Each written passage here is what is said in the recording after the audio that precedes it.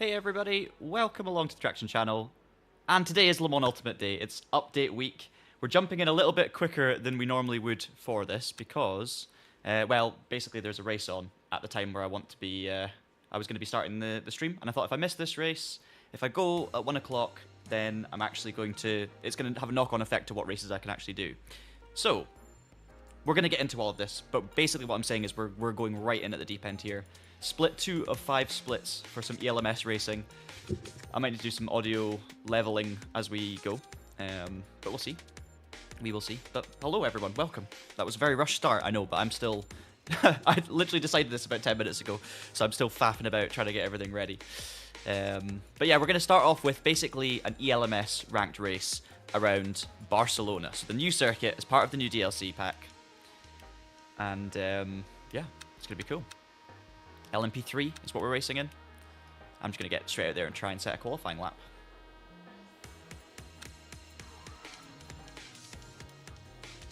Pause the music. In fact, I think the car's a bit too quiet, so let me just solve that. But let me know where you're watching from, as always. If you've been playing Le Mans Ultimate, obviously yesterday was update day, so we've got the new stuff, the new cars and tracks, that being the kind of sneaky secret Genesis. Let me just do some more audio level checks here before I drive. That should be alright. We'll go with that. Try and get out and set some actual lap times. We've got the sneaky Genesis, which was free as part of the version 1.3 update, the LMDH. We do, of course, also have the Duquesne D09 LMP3, which we'll maybe drive in a little bit. And we have Circuit de Barcelona Catalunya, which is the track that we're going to be racing around. So this is all part of, well, the circuit and the Duquesne, anyway, are part of the third and final ELMS DLC pack for Le Mans Ultimate that completes the season pass. All of that is now available, and we are actually going to be doing a little code giveaway in a little bit of time. So after this first race, Oz is going to join me a little later, and we're going to give away one of these pack 3s, including Circuit de Barcelona Catalunya and the Duquesne D09. So, oh, big lock-up already.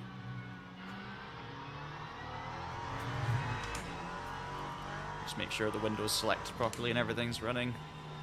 Bit of a, I know it's been like, I'm jumping straight into this, bit of a faff to start the stream.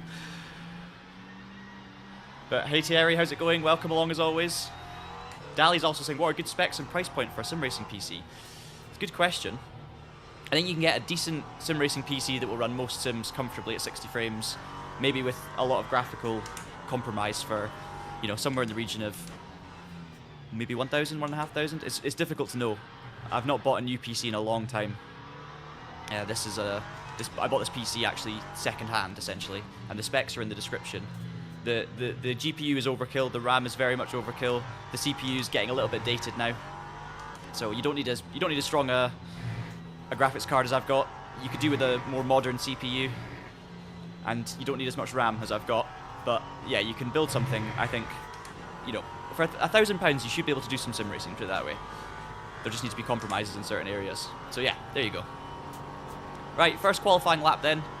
There are 5 splits to this LMP, or ELMS race field, I should say. And of course that means we've got the LMP2 cars in ELMS spec, we've got these LMP3 cars, and we've got GT3s. We're in split 2 of 5, so we're not quite top split. I need to do some work on recovering some ratings after a bit of a disastrous last, I'd say, maybe 10 races where I've been underprepared or things have gone wrong. We still need to get our rookie badge out the way because I've not done much online racing recently. Basically I haven't done any LMU online racing outside of what we've done on streams.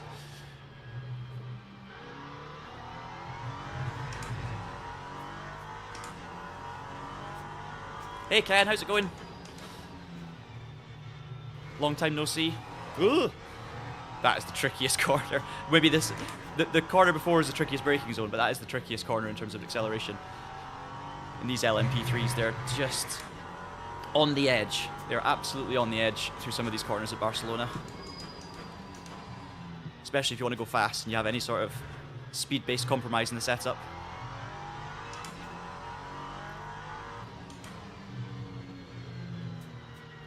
Just going to try and get a banker lap in here and get up to speed, get warmed up a little bit. I've done a few laps of practice about an hour or so ago, so I have an idea of where we're going at least, but need to get back into that groove. That time was a 1:38. Right, 38.3 on the first lap. Plenty of improvement though. That's P4 straight away. We should get 2 more laps out of this.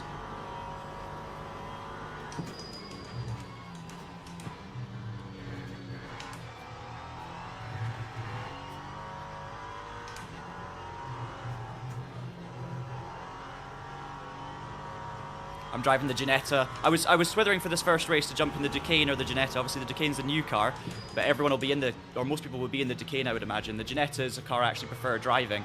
And I thought, do you know what? I can maybe drive the Duqueine in another race later on. I'll jump in the Ginetta first. Drive the one I enjoy the most. And hopefully it means that we've got a few different cars in the field as well. Maybe some Ligiers. I'm seeing all 3 in the standings, to be fair.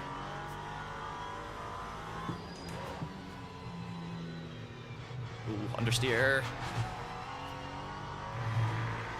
Right, we've still got so much time we can find here in this qualifying session.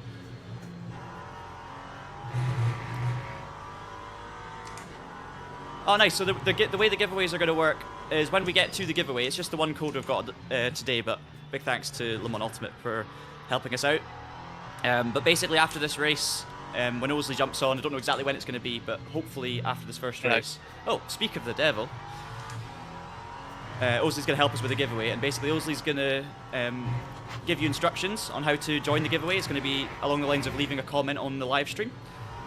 And then we'll do a random draw, so a winner will be picked at random from those who have entered the live stream through choice, or the giveaway I should say. And then from that, we will decide a winner and we will send a Steam code for you to unlock DLC Pack 3 for European Le Mans Series. I've messed up my last qualifying lap now because I braked at the wrong braking marker. We'll keep going anyway. We've only lost a couple of tenths. Did you have a nice walk, Oz? Very nice thing. Did you? I had a last minute change of plans for when the stream was going to start, so it's been a bit of a chaotic 15 minutes, let's say. But we're straight into the thick of it, and 1 minute to go in qualifying on my last lap. So yeah, I'll tell you how I am once I've actually had a moment to breathe in 5 minutes or so, and then we'll be straight into a race. Looks very close though, 6 tenths between like the top 6 in qualifying so far.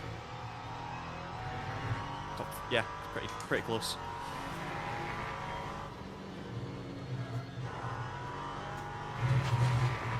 This lap could be 6 tenths as well, even though I made a big mistake in the first corner.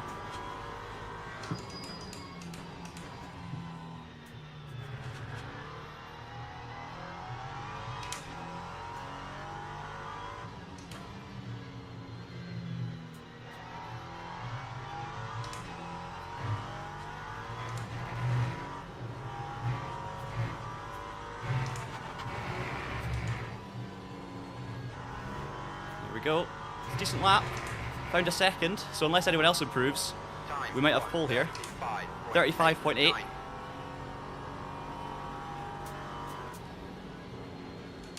We've got a bit more pace to find on that first corner as well. So this race though, guys, it's half an hour. That means we're not going to have any pit stops, but we are probably going to have, well, we're definitely going to have lap traffic to deal with. So we'll have LMP2s coming through on us. We'll maybe be lapping GT3s. So it's going to be very busy. And it looks like we've got Jay Albert in our split as well. I do wonder if that's Jordan Albert, the real world racer, or if it's just a coincidence. Not sure. But anyway, looks like we might have pole position, so that's not a bad start.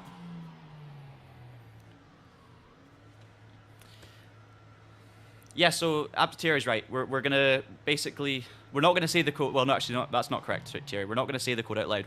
We'll tell you how to enter, and then we'll pick a winner at random, and we'll get in touch. We'll find a way of basically getting you the code. So if you win the giveaway, we might ask you to share a social handle or some way of us contacting you if you're comfortable, or even putting it in your YouTube description, so that we can quickly see it and you don't have to leave it up there publicly, and then we can get a code to you and you can take part in these races.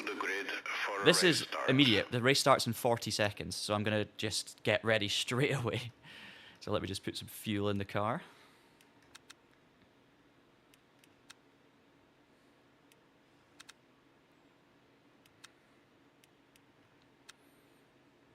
Make sure I've got new tyres on. We do. Okay, excellent.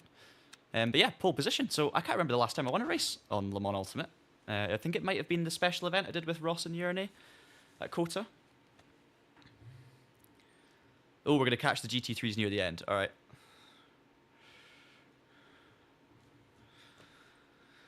Whew, we're straight in with this.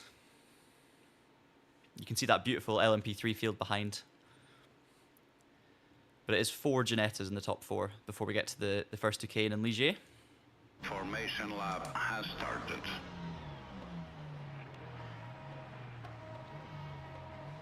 Thanks for that, Edward.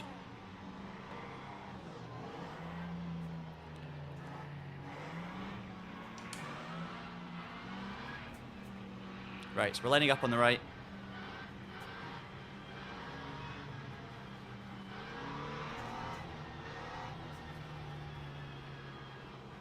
Now, I do know Le Mans Ultimate, as part of the version 1.3 update, there's been a change to how cars are loaded into the server. So you actually, the game only loads the cars you can see at any given moment. So I've noticed that there's been a few cars sort of popping in and out of screen because if they're not needed to be loaded on my game, if I can't technically see them, then they literally unload the cars and then have a way of them reloading in again as soon as you're meant to see them, which does kind of create this little pop-in effect where you can almost see the car popping in the second that it comes on screen, which I'm something to get used to. Maybe there's some settings I can muck around with.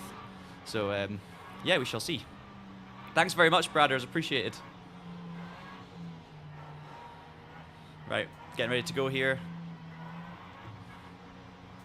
Speed limiter on. Hopefully we can hold the lead into turn 1 and go from there. Green flag, green flag. Cold brakes, cold tyres is going to be very tricky. I didn't really do much warm up there. I maybe should have done a little bit more. We'll just focus on a bit of survival though. Three wide. I was as far to the inside as I could be there, and the outside two squeezed each other, made contact.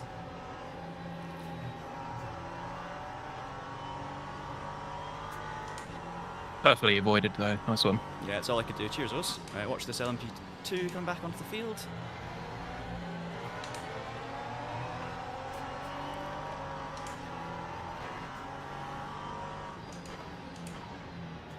Cold brakes and cold tyres in this car are lethal. It's so...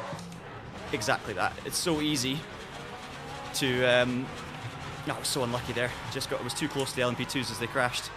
But yeah, it's very, very easy to lose the rear on acceleration zones, so you've got to be super careful on the opening laps. We're back down to 7th, but we've avoided damage by avoiding that crash, so long race ahead. Just try and get the tyres up to temperature and settle in. And I'm just happy to have gotten out of there with no contact, because there was nothing more we could have done, really. It happened right in front of us.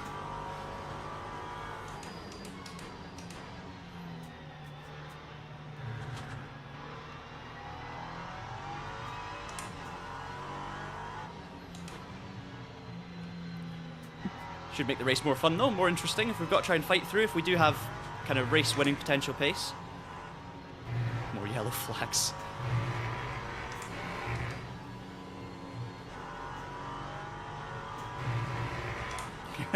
Yeah, you're absolutely right, Thierry. That time was a 1:51.12. Yeah, so it is. Eduardo Freitas is great because he's lent his voice to this game for the flags and stuff. And Eduardo was also quite heavily involved in Le Mans Virtual as well, so he was actually stewarding on the virtual events when this event was running on R Factor 2 in its previous iteration, so that's cool.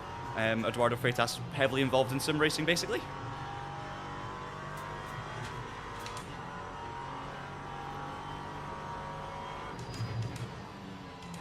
Ooh, lock up in front, that's a position, there's a Duquesne in the gravel, 2 positions, that's P5. I don't know where the pace is with the cars up in front. This is the corner where, if you saw our 1.3 video, I kept on locking up the inside left and going off wide, so you really got to be careful there.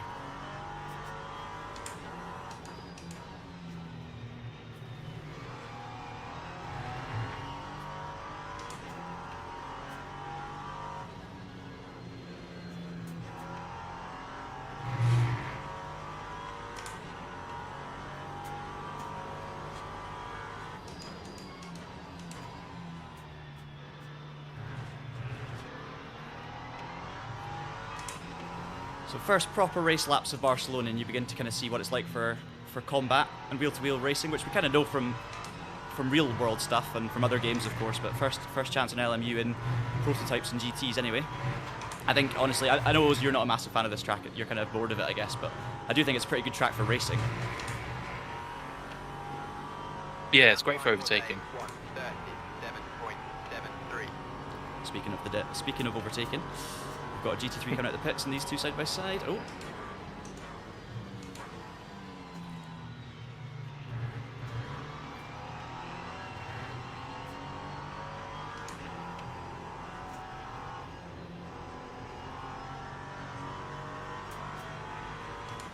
Some slightly weird things happening on my end again, unfortunately. So I've just got to try and be a little bit careful when we're close to other cars.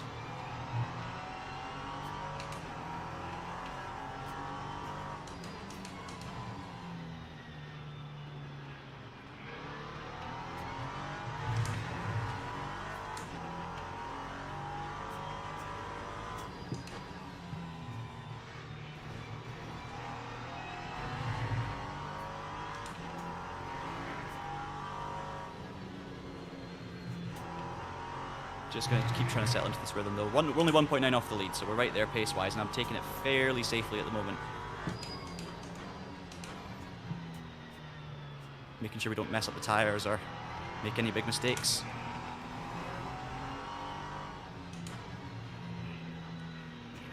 I would like to pick off a few of these if I can, just to make sure we don't let the leader get too far ahead.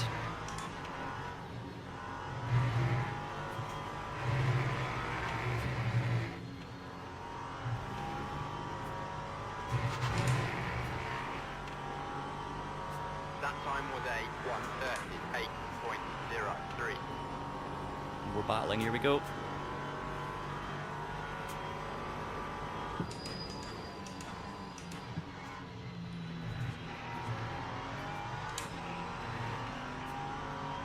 Nope. Oh, they just moved to the right pretty late to try and stop me sneaking down the inside there. I don't know if it's Jordan Albert or not, but I'm going to go with Jordan Albert, so just call him Albert.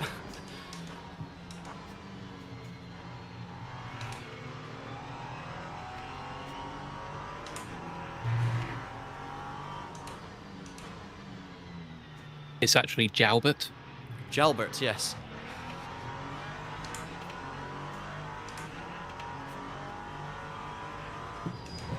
Ooh, almost a lock up there. Actually, I did have a tiny bit of a lock up. Just snatch the brake. Very easy in these cars, of course.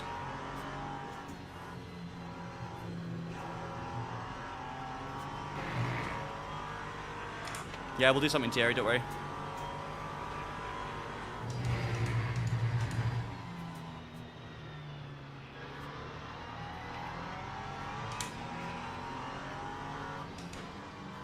Not enough room there. 3.6 off the lead now, so that we need to keep an eye on. But 3 cars to try and pass first, so no point getting ahead of ourselves. Time 138.70. Here they go again. Trying to spot my braking marker.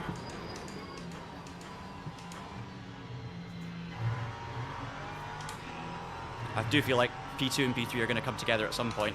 Just, I've got that vibe that it's going to end in tears. Oh, couldn't carry the speed. Maybe we try outside here. Nope. Not if that's going to happen. Oh! Wow. Lee did not know I was there. Had to make a quick decision to get on the brakes there.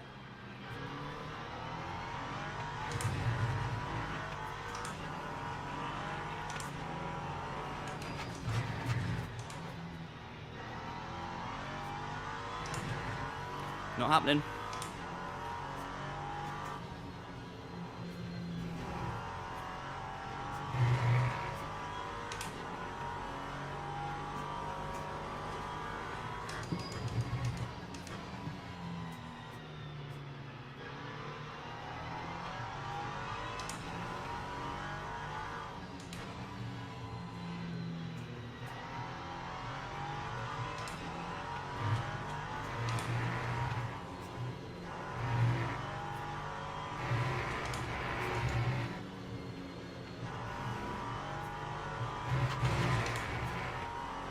First track limits warning.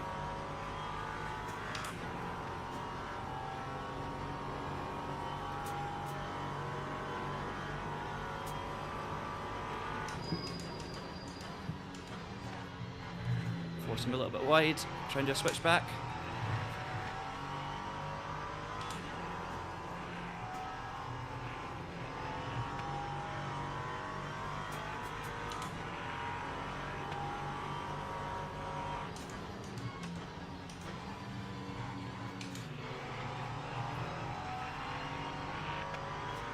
Nice little dummy.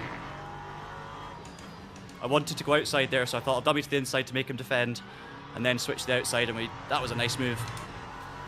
So P4, still only 4.1 seconds off the lead, so it's still doable, but we are, of course, running out of time a little bit, because the race is half an hour long. 20 minutes to go.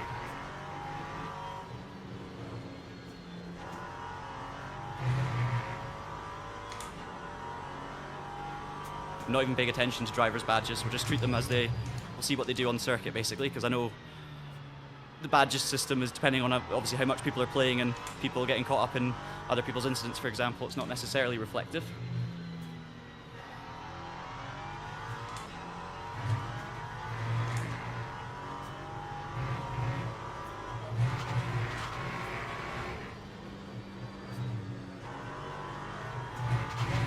We'll just take that track warning. Didn't want to lose momentum and time at this point. Right, now we need to get into a rhythm here.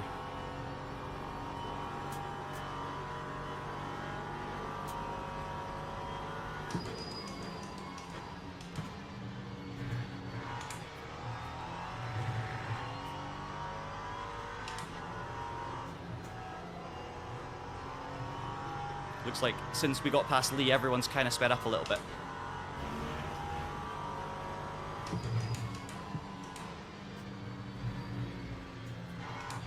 Ooh, big moment for Albert. Thank you. Let's not make a mistake straight away under braking. Okay, that was really helpful. So P3, 3.3 off the lead.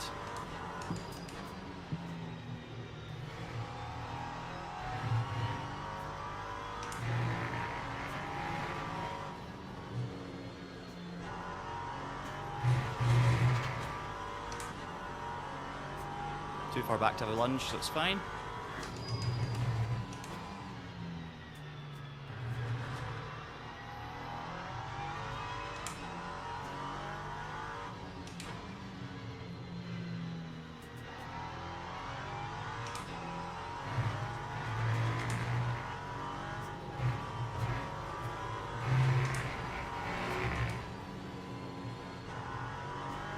Okay. Much better. Looks like it's going to be fastest lap of the race. 36.2. 8 tenths quicker than the leader. So we do still have pace here. 2.7 off the lead now.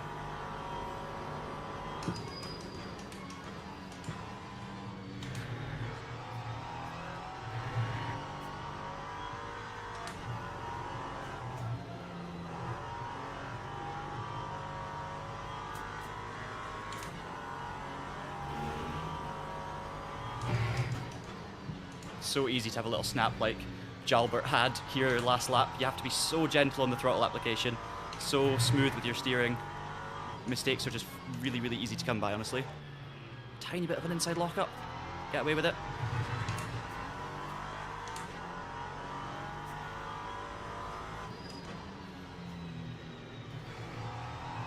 That corner as well, incredibly easy to lose it on the curb on the inside.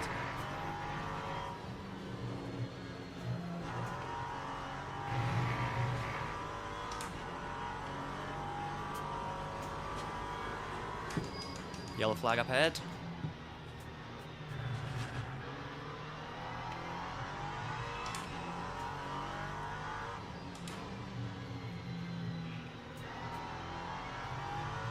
Oh, spinning again. It's fine.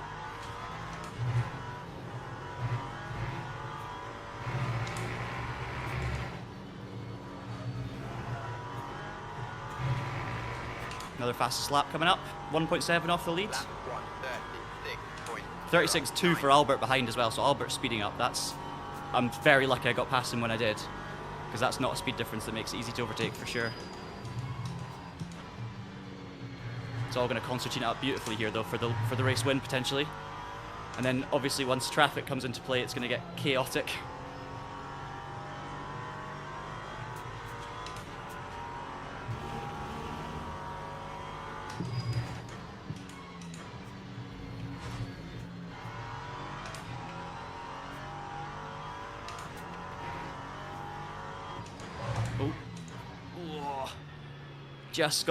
Just managed to get it straightened up and slowed down. That could have been very costly. Such a treacherous braking zone, honestly.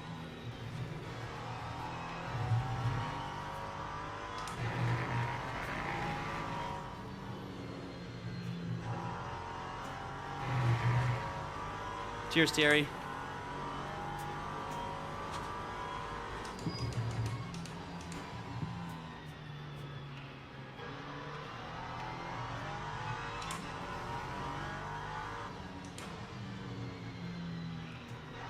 Ooh, moment for P2. Not quite a chance to get through, but pressure can be applied. And that GT3 is going to get right in the way here. Completely nothing the Aston could have done about it, but it's going to help us, I think. Ooh, sorry.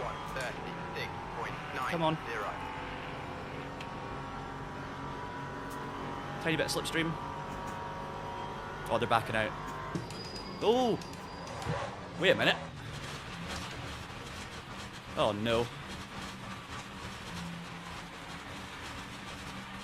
I know exactly what happened there as well. Ah, I've thrown it away. It was, I was looking at the braking markers and I missed one of them because I was up really close. So I've gone one braking marker too late. Can't believe it. Back behind Lee again after all of that. The wind was beckoning.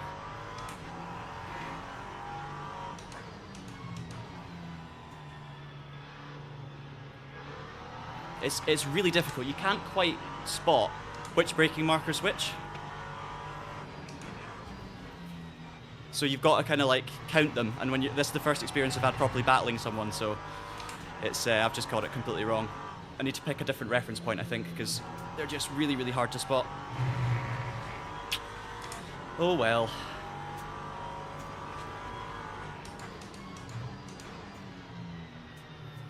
Corners like this are much easier because you've got the bridge that you go underneath, so that's like, you know, it's the marker board after the bridge, which makes it far easier. For the first corner, you've just not got that much. It just takes one little lapse in concentration, or an overtake or something that throws you off, and that's it. This could help us though. Oh, I hit the brakes. Oh dear. Oh, that's such a shame. Lee's collided there with the stationary car, didn't leave enough room, and or maybe the car moved, but oh, that's gutting. Which braking marker is it? This one? Yep.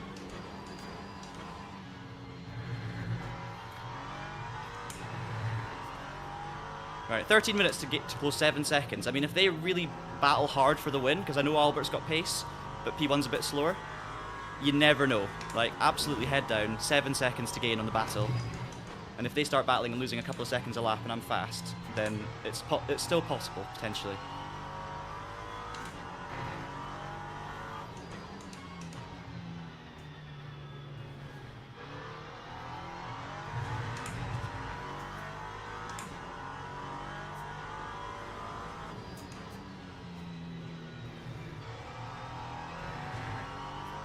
Oh, that's awesome. First ever. No one can take that away from you either if you win the first ever race. 7.5 to the leader, that's what we're going to watch. I'll try not to focus on it too much, I'll try and just focus on driving. But you can see the gap at the top left.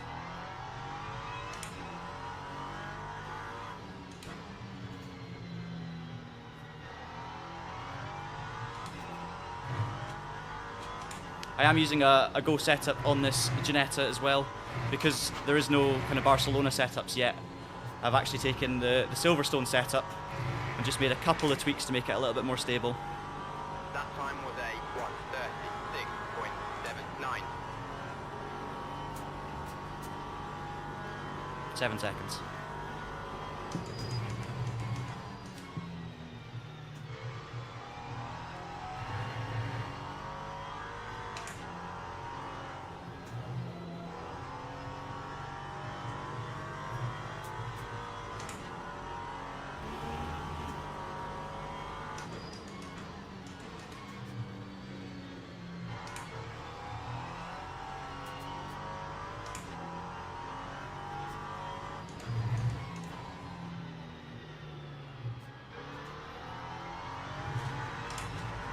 6 seconds.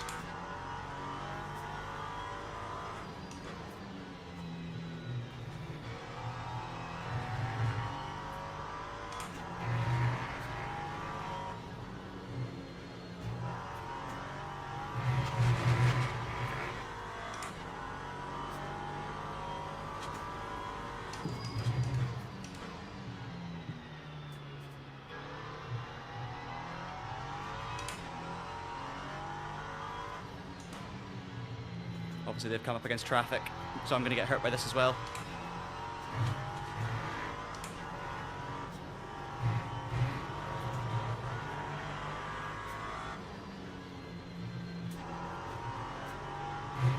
Down to just over 4 seconds. 10 minutes to go. That time was a 1:36.52. Get the BMW. Cancel my braking markers.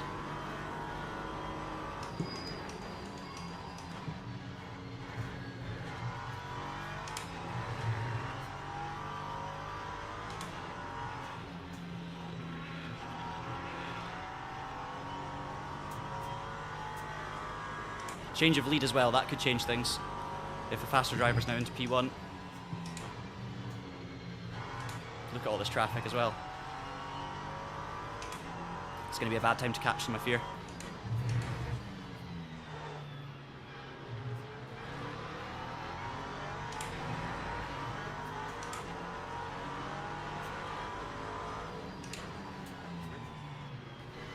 Thank you to the Merc for giving us space. We're going to have to get the McLaren after this next right-hander. LMP2 coming through as well. Hopefully it doesn't go too crazy. It will, of course, be the race leader.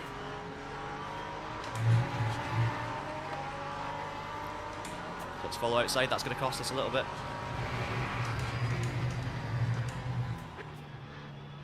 Problem is that the speed difference between the LMP3 and the GT3 is just not huge.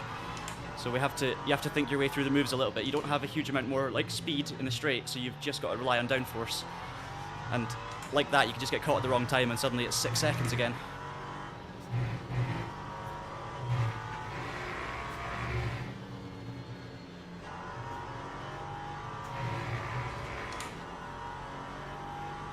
That time was a 1:38.89. Alright, come on, 3.3 to the next car ahead.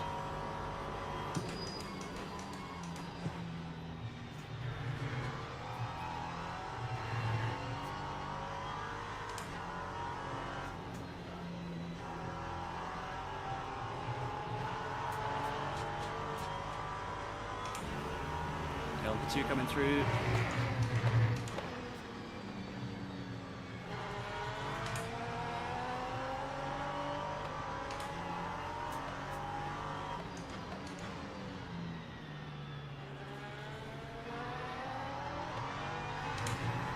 We're gonna have another one coming through in a second.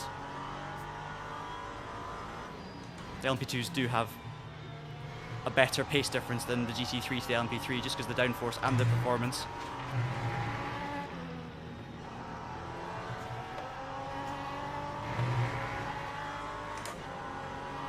More traffic up ahead.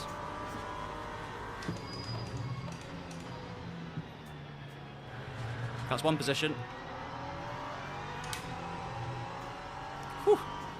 It's getting dicey now. So it's former race leader behind us now. So we're up onto the podium, 3 seconds off the lead with all this traffic.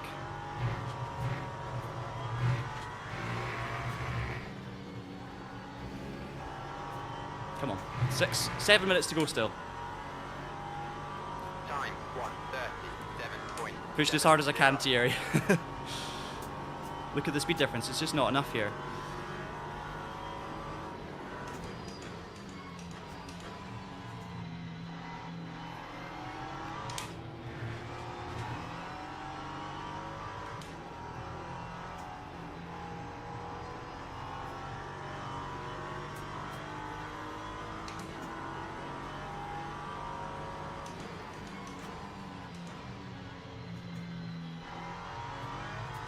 Right, we've managed to hold position.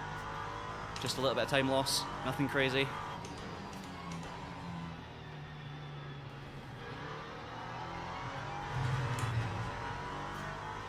Still a battle going on for the win here.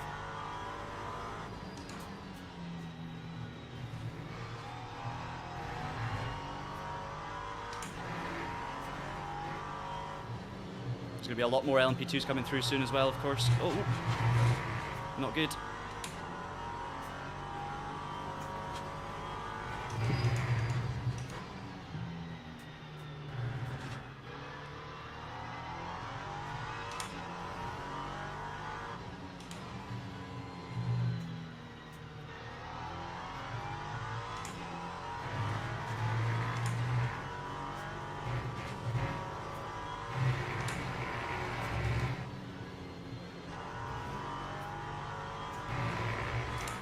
Right, they're side by side. They've got past the GT3s at a good moment for them, unfortunately, which is going to cost us. But they're still going to hold each other up, if they're going to battle, of course.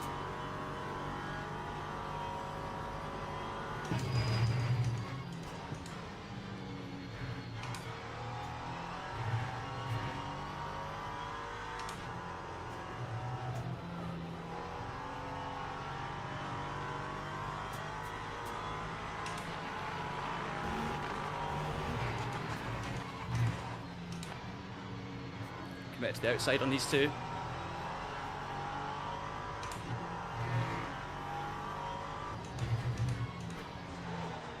A little bit of an inside left lockup.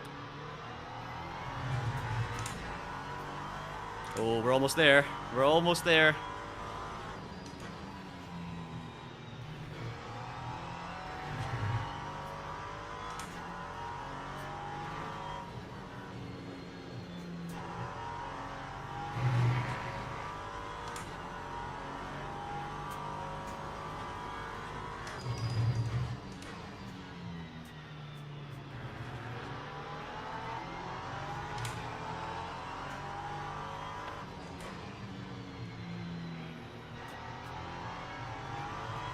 This GT3's right in the thick of it. Bit of contact.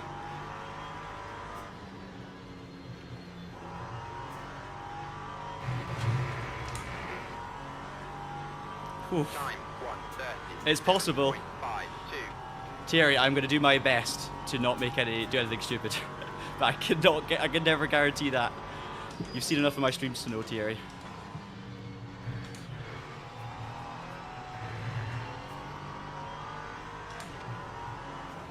This LMP2 time is going to be good because they're going to get us on the straight.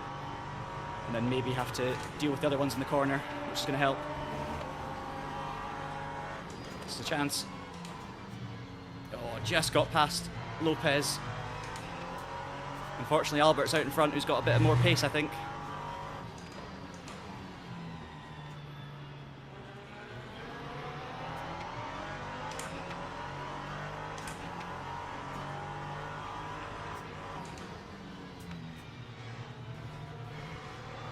Turned in too early.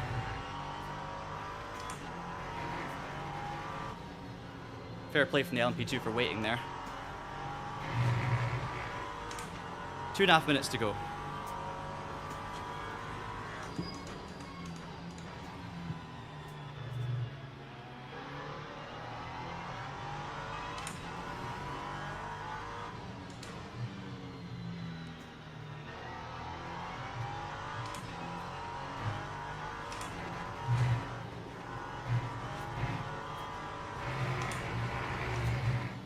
Get a good look at the rear end of the new car though, the Ducane D09.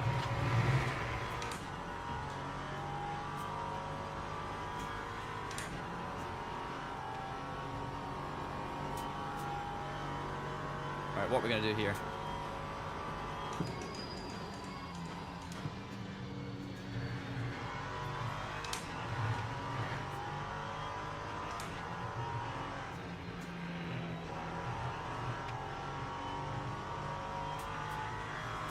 Where do we get this move done? Maybe try the same move where I dummy to the inside here and then go outside on the next lap, unless we find an opportunity before then. But that move worked quite well. Try and force him into a mistake braking too late through here as well. It's definitely possible. No virtual energy, no, just fuel. Just fuel for the LMP3s. I hope not anyway. I've got 9 laps of fuel left with a minute to go, so we're absolutely over.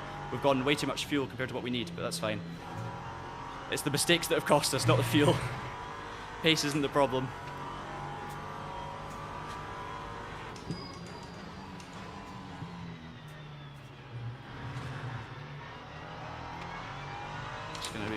marker rash, putting all the pressure on.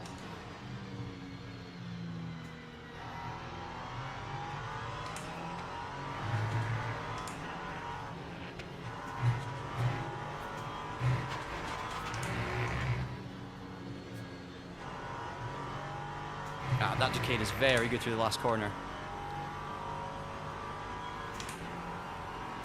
1 lap to go. This is it. P2 is all we've got, I think. And it's only if I can do something brave here. Can't see my braking marker. Let's try it though. Let's just see what happens. Try and set up for an outside move again. It's worked once. We're going to be closer, I think. GT3 might help us.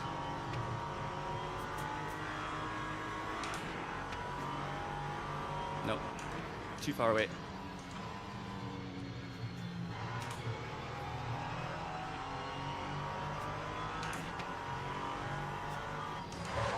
Oh, it's me that's locked up. Switch back.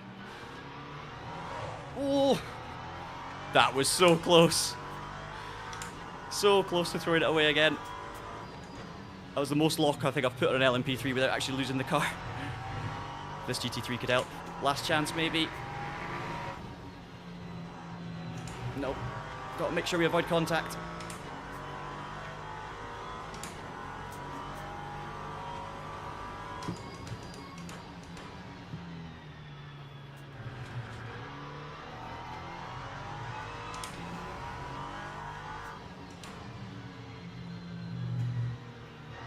What a great race this has been.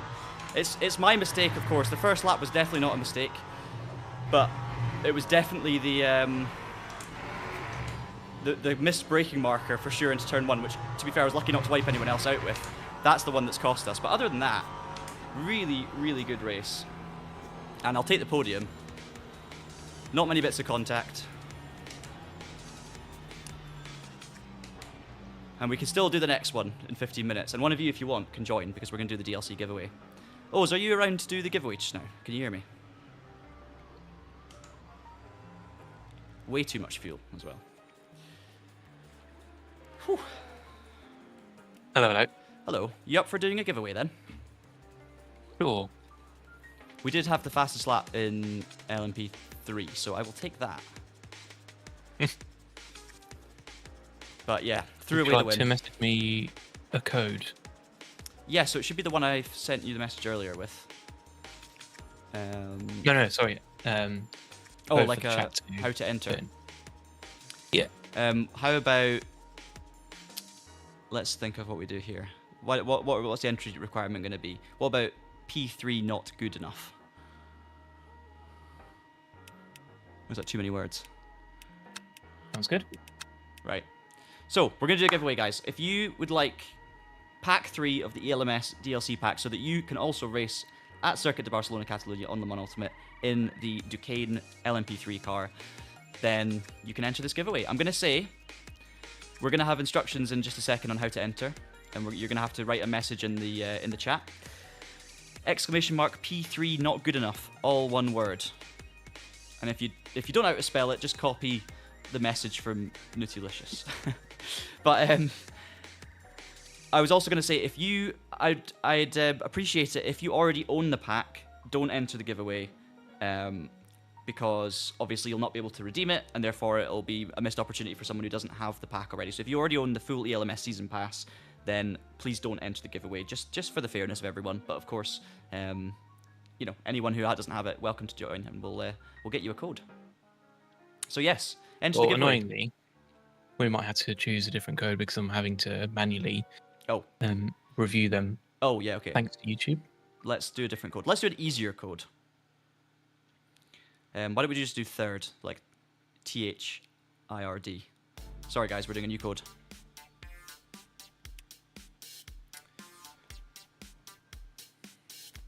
We'll have a look at how that's affected our ratings and stuff. But we do have another race we can do with the same combo in 12 minutes. I'd be up for it because I really want to try and get a win. I think I've got the pace.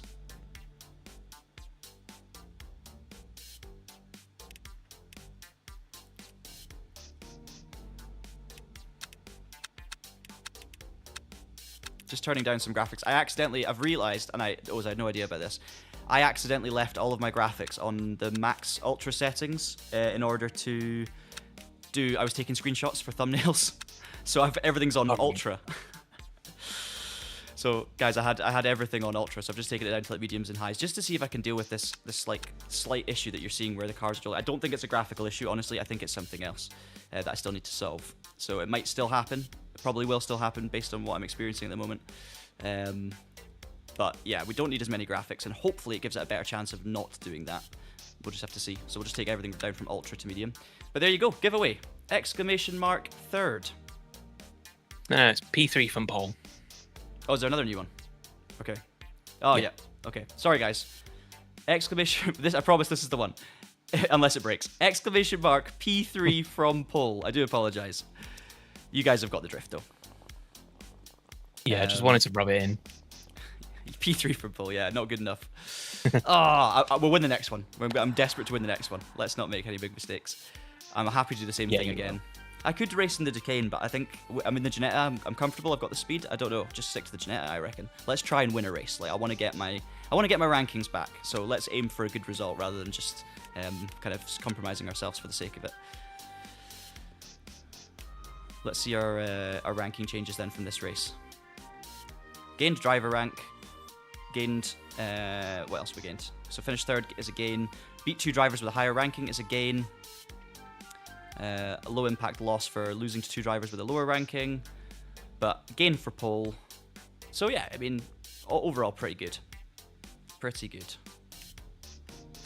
Safety ranking is high platinum, even though I've got the rookie badge on there, so hopefully we'll get rid of that at some point. Which is prettier, Ica? It's got to be the Ginetta, doesn't it? It's got to be the Ginetta. I think it's a better looking car. I think the Ginetta's the best. The Duquesne is second and the Ligier is third, personally. Right, let's get signed up. I think we'll do the same race again because it's in 10 minutes and we can go for a win. And it's the new stuff. So if we get this giveaway done in the next few minutes and you guys are quick, whoever wins the giveaway, which will close shortly, whoever wins the giveaway, you could potentially get the code in quickly. And if you really want to, you can join us. But you're probably going to want to practice and have a go with the new content first. But there you go. So let's get signed up.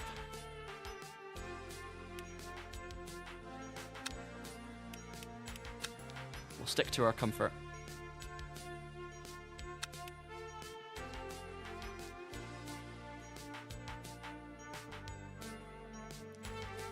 Ike, that sounds like a terrible idea.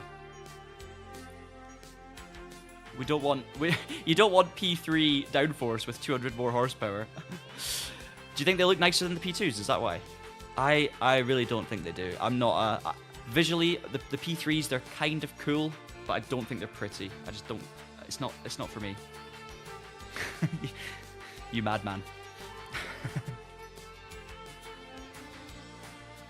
Exclamation mark P3 from pole to enter the giveaway for the DLC code. That's a fair point, Edward. Some of the silhouettes look good. Like from this angle in this kind of preview screen, I think the silhouette looks really good of the P3.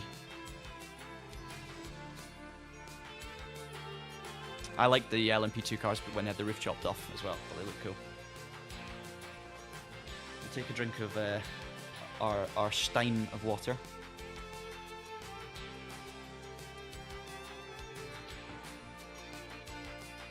Right, have you got a timer on this, Oz? Because I think we'll close it down in a short period, unless you've already got one. No. Let's say give it another minute, let's say, and then we'll pick our winner. Cool. 1 minute left to enter if you haven't already. You only need to enter once. It won't make a difference how many times you enter, just as a little heads up.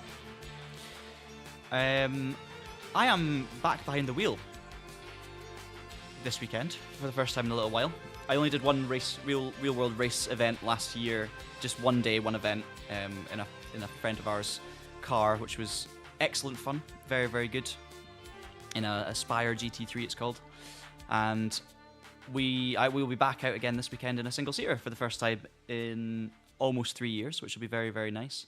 It's sort of a transition year, so not necessarily planning to be driving the single seater for a long time. Might just be in it for a few events this year, and then we've got something else on the way, which is very, very exciting, but is being delayed essentially. So we'll share more information on that when I can. But that's very cool. So in the meantime, we're just going to go out and have some fun. And it's a sprint event up in Scotland. Someone asked earlier if it's a hill climber sprint. It is Kame's sprint event.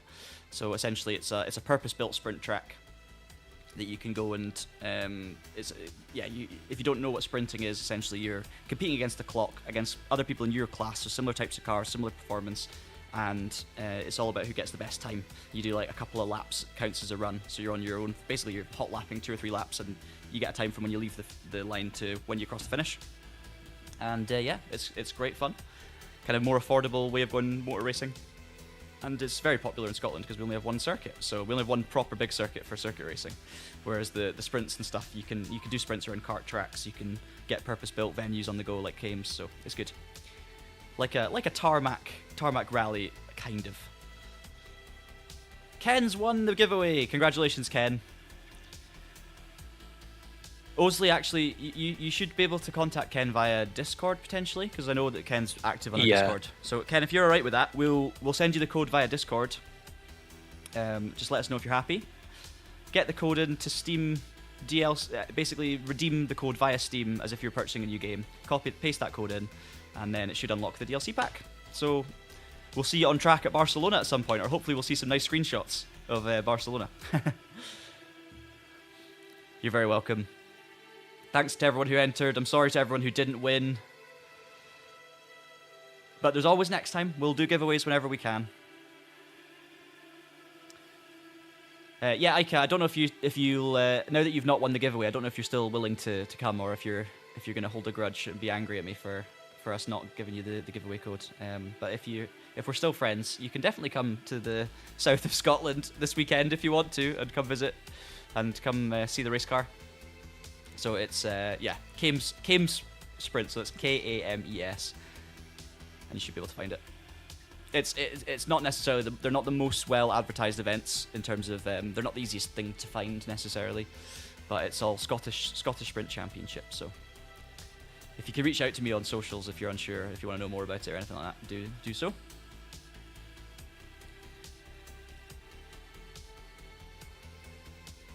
I highly doubt you're gonna fly over this far, but we'll be doing plenty of events over the next few years. Hopefully, this year's gonna be a little quieter. I'm hoping to do a handful of events. We're gonna be down in Anglesey for the British Sprint Championship round in 2 weeks' time. So that'll be the second outing in the car, assuming everything goes okay at Kames. We use this one as a bit of a shakedown, and then in 2 weeks we'll be doing the British Sprint Championship at Anglesey, which should be a lot of fun.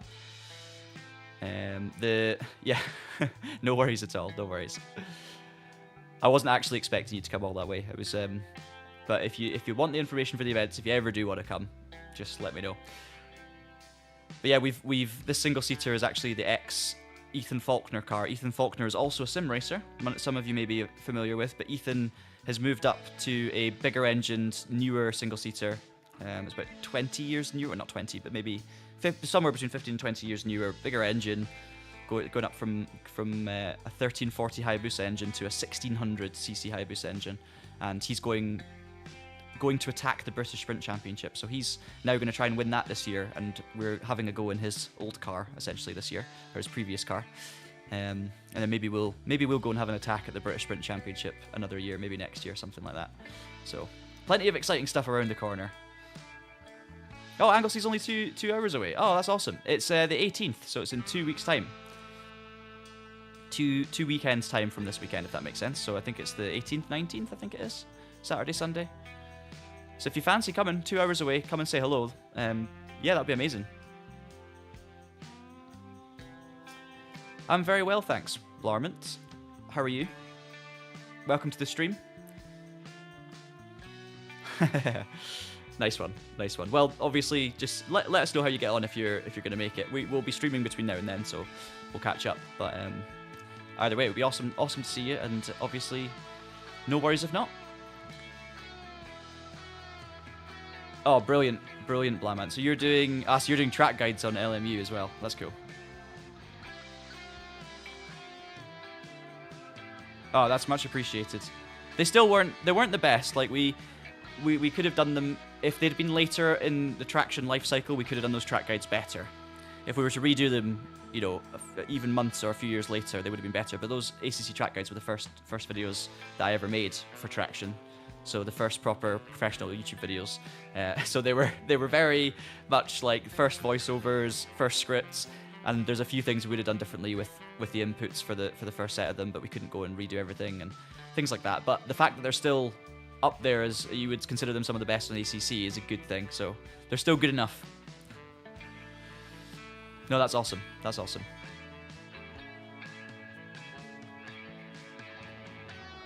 Well, glad to have you on the stream anyway, and I'll definitely go and check out some of your videos when I'm not live streaming. Need to try and find a new braking point for turn 1. No worries, Thierry. No worries. Go and wash yourself. I should have done that as well, to be fair. I'm going to do that after the stream. But take your time. Do not worry. You're only going to miss... I mean, it's 10 minutes of qualifying first, right? And then we're going to try and win this race. Get our first win in too long on Le Mans Ultimate. I could have won a few in the meantime. There's been a couple where I've had the pace or I've been in a position to win and things have gone wrong. Like that wet race I did at was it Paul Ricard in the LMP3 a couple of streams ago. That could have been a win for sure.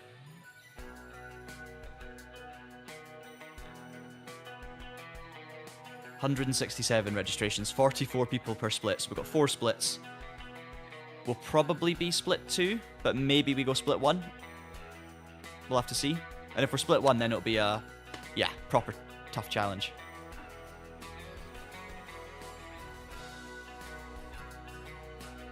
No, you missed it. Oh, I'm sorry. I'm sorry, Class Dad.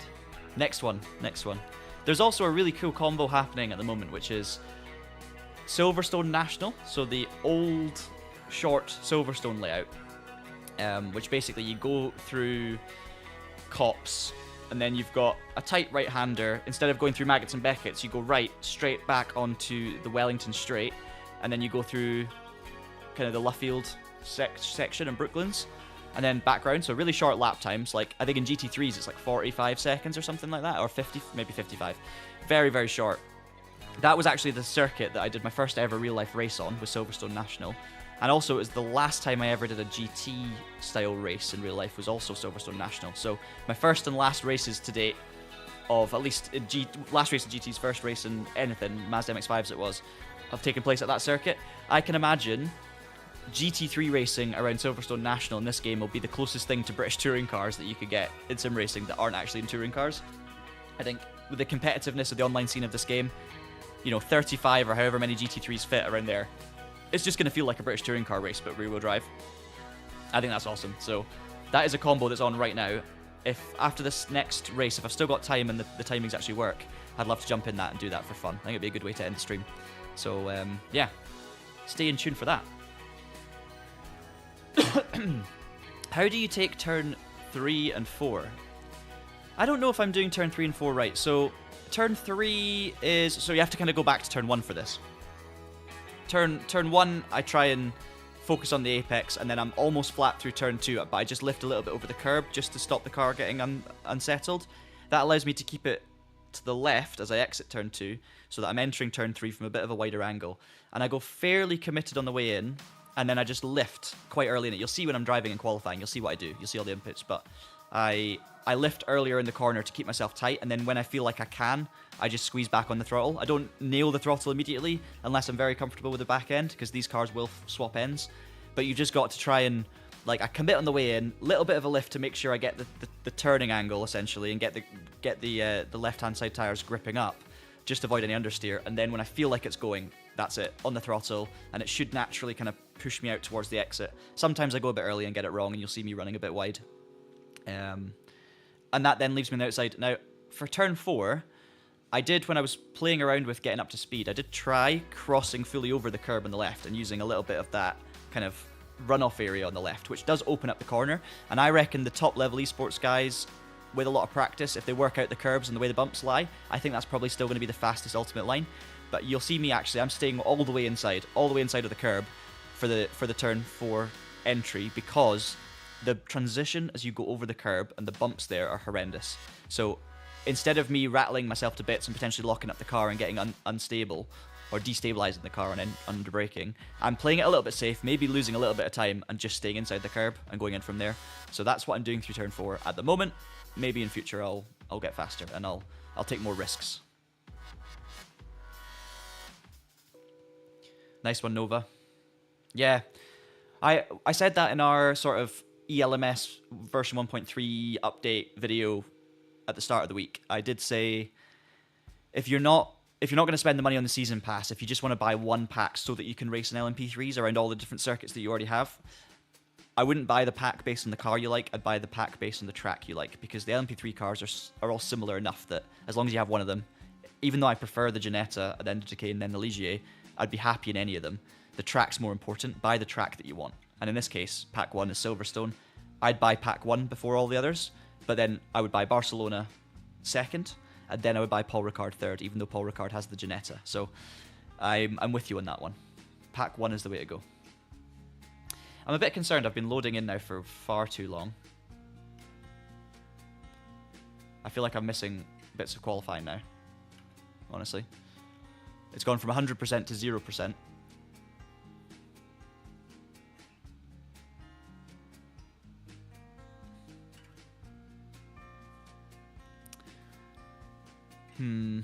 Feel like I should maybe...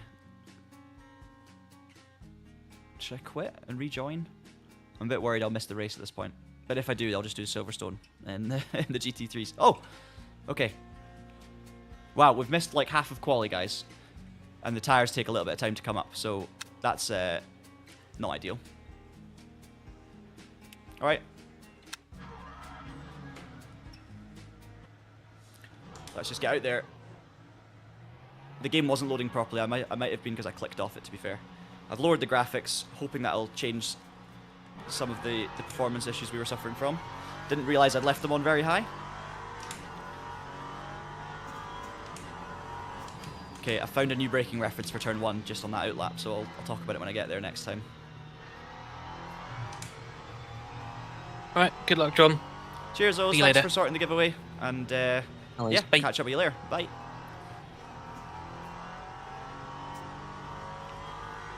Right. Are we in split 1 or 2? Did you guys see? I didn't have time to look. I'll find out once I get back to the pits after this very short qualifying run. It's not going to be as good a qualifying lap as we did last time because it takes 4 laps, I reckon. 4 or 5 laps to get the tyres in with these cars.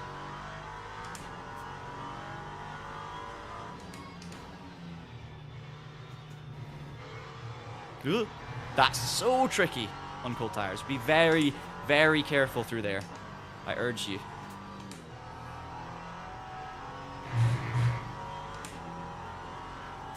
Try and force some heat in. Split 2 out of 6. Alright, perfect. I thought there was only 4 splits. There's no beating around the bush. I want to win this race, right? I feel like my pace is strong. Even if it's, there might be other people in this race that weren't in the last one that have stronger pace, fine. But 100% I'm going to try and win this race.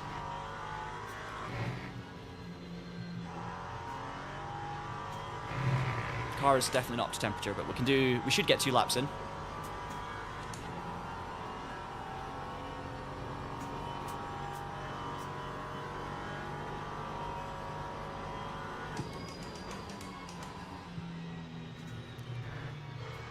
So I go on this curve a tiny bit, or just go around it, that's fine. And then I'm back on the throttle, go back to the left, then I lift now, and then back on the throttle, and then now I give it full throttle. But on this lap with cold tyres, I can't do it quite as much. And you see naturally running out wide, then you can, I'll do it on this lap, you can stay out here, and then cross over the curb. That's probably the best way to go. I didn't have many issues under braking there, so that's probably your optimal line in terms of where to place your car before that corner.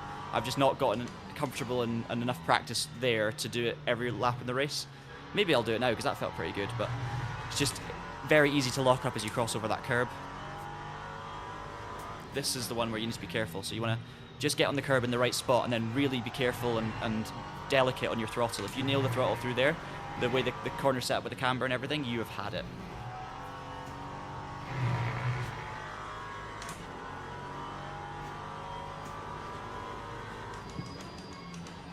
What did I do in last quali? I think a 35.8 or something like that. I think it was a 35.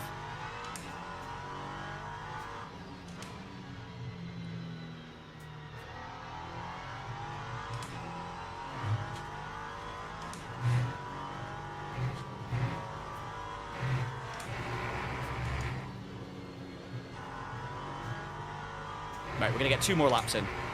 That should be good. The next one should be okay. The one after it, we should be up to temperature, so I might be able to get a good lap in here.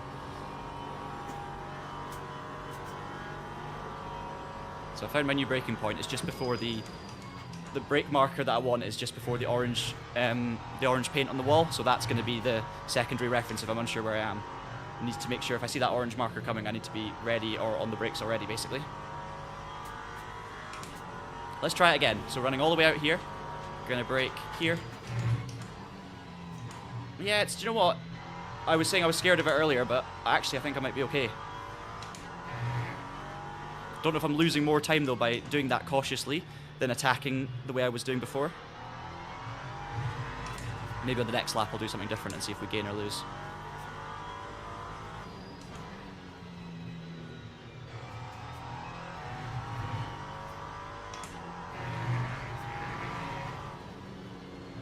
Just a lift through this one. No braking for me. We're up by 1.4.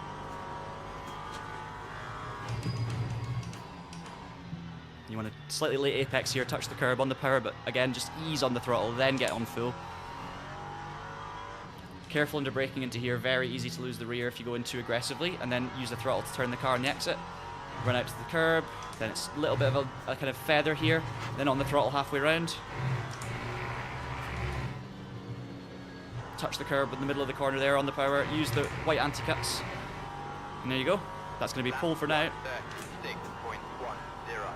Get one more attempt. So let's take the more narrow line this time. See if it's any better.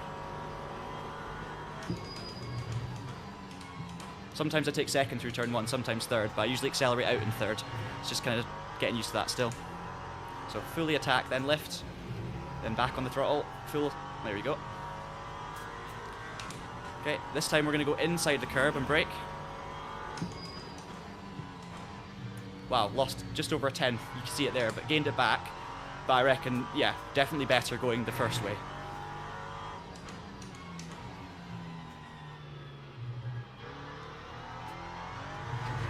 Ah, too wide in there.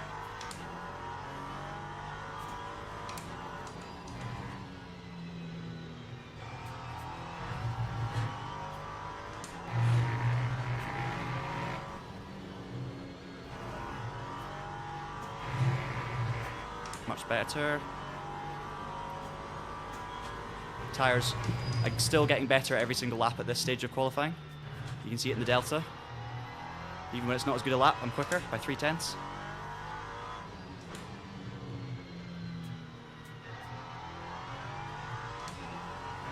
0.4. 0.5. That just shows you the tyre difference. Like, I wasn't driving better on that last lap, but I'm half a second quicker, and I was gaining a tenth every corner. Right, 35.5. Big gap. 0.7 to second place. So the pace is okay. The pace is good. Just got to try and not get messed up by some LMP2s on the first lap, and then just also try and survive the LMP3s. Whew. Right, come on. We want to win a race here. I also can take less fuel. We are split 2 out of 6. You're absolutely spot on. So it's a decent split.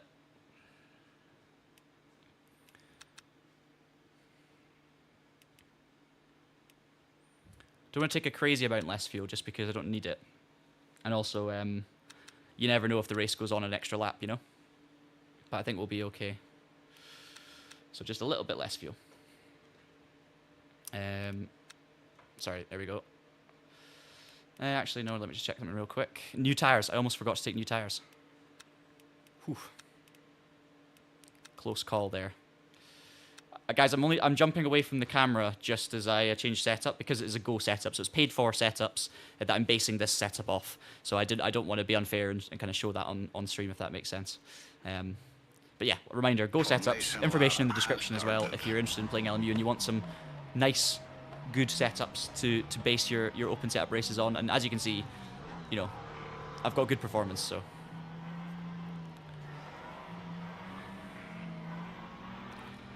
Alright, hey Necro, welcome. Long time no see, how's it going?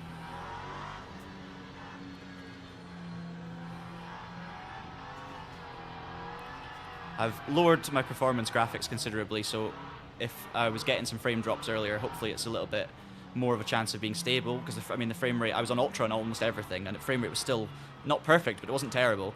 It's more just this kind of stuttering issue that I sometimes suffer from at the moment, so that, I don't know if that'll go away, hopefully it will, but either way it should give us a better chance. So it shouldn't be any, it should definitely be better than the last race, and I'm just hoping that we can still have a clean run here. I can't really warm tires or brakes or anything, because it's, you know, obviously erratic driving.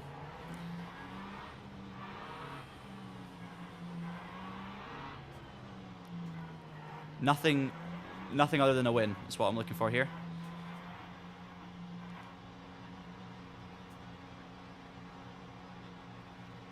Green flag, green flag.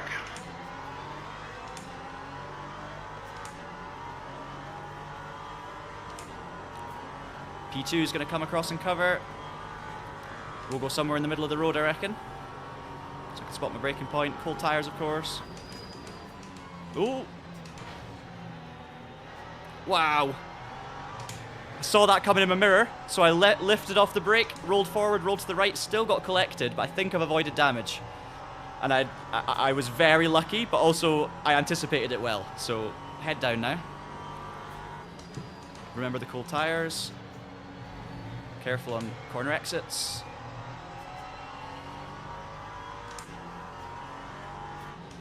We need these ratings.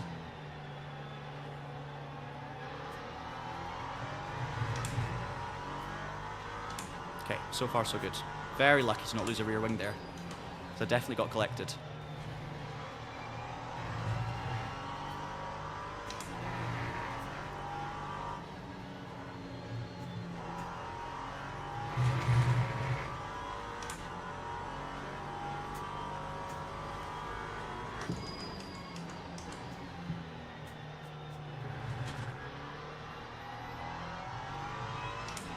I want a crazy race with crazy battles later at Silverstone National and GT3s. I want a win in this one, so I do apologise if it gets a bit, if it's just me trying to drive away, but it's been too long on the channel since I've focused and tried to get good results, and I think it's, yeah, I've done a lot of crazy racing and everything going wrong. But let's just see what the pace is like behind. 145.68. Where's the orange car? I don't know. Oh, the, what do you mean, the Genesis?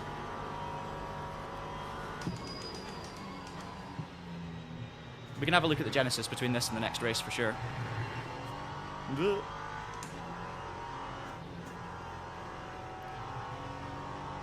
Not sure if that's what you mean though. Yeah. Do you mean the Genesis, Terj? Oh, it's Terj. Hello. Welcome. I hadn't had time to clock whose comment that was. Hope you're doing well.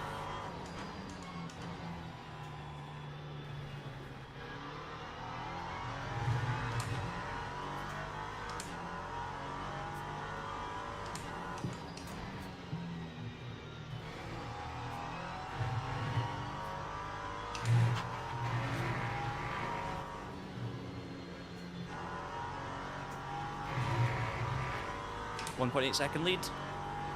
Not looking back. We want to get back into these split one races, really. We had a whole series. When I first started streaming Le Mans Ultimate, those of you who were there, I know many of you, familiar names, familiar faces, I know you guys were watching those streams, so you'll know that we were on a sort of journey towards gold, and we got our gold kind of safety ranking fairly quickly, and we're now sitting at platinum, no problem there. It's just the driver ranking. We got up to silver 2. We were looking good to get towards gold, and then all of a sudden we had a couple of nightmare races. We had some technical issues, which meant that the race didn't start, and we all lost ratings there and all sorts of stuff. And then ever since then, it's been a bit more inconsistent. Like I've been very on and off in terms of the races I'm actually able to do, because of course we're trying to cover everything on the channel, so I can't really focus on one game for too long at any given moment, and that just means you're jumping around, you're less in the zone, the wheel's not set up as easily, and you have less prep time. So it's been kind of, the ratings have sort of stagnated since then, but I would really like to and I'm hoping to do a little bit more streaming when possible, maybe up the number of streams each week, just to have more time to just sort of play these games and really kind of just experience them in a kind of regular setting where I'm just streaming playing them, if that makes sense, because you get more of a feel for a game sometimes when you're just playing it with no agenda other than having fun and racing, rather than actually looking to analyze things or review bits of content or, you know, whatever it might be, capture footage for a video, for example. So yeah, it's maybe we can kind of reignite the Road to Gold series and try and get that gold driver ranking and see how far we can go, because with prep and practice I've got more pace, you know, than I usually can show in a race. It just I need everything to kind of align a little bit. I've also got far too many mistakes in me, so that keeps it interesting. Keeps me on my toes.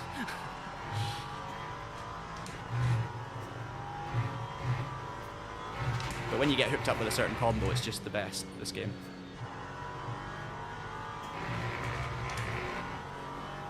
Can't wait for career mode. Really can't wait for career mode. I completely forgot. I was going to answer a question on console ports. I'm so sorry if you're still here.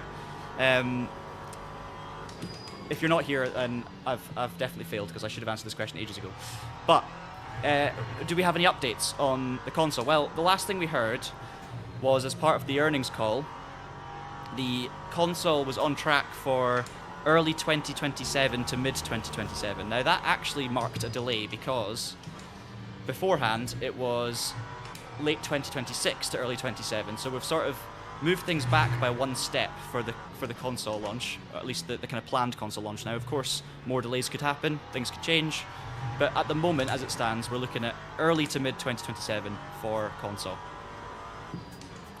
And there was also, of course, a small career mode delay as well, which was meant to be Q1 2026. I say delay, it was more just the expectation has been shifted of when we should be expecting to see it, from Q1 2026 to now the second half of 2026.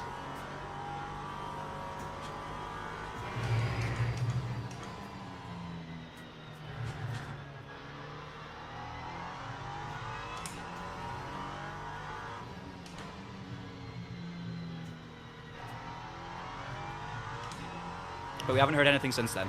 And of course, we will be all over it if we do hear something. If you follow Traction across YouTube and socials and everything, you will, of course, be the first to know.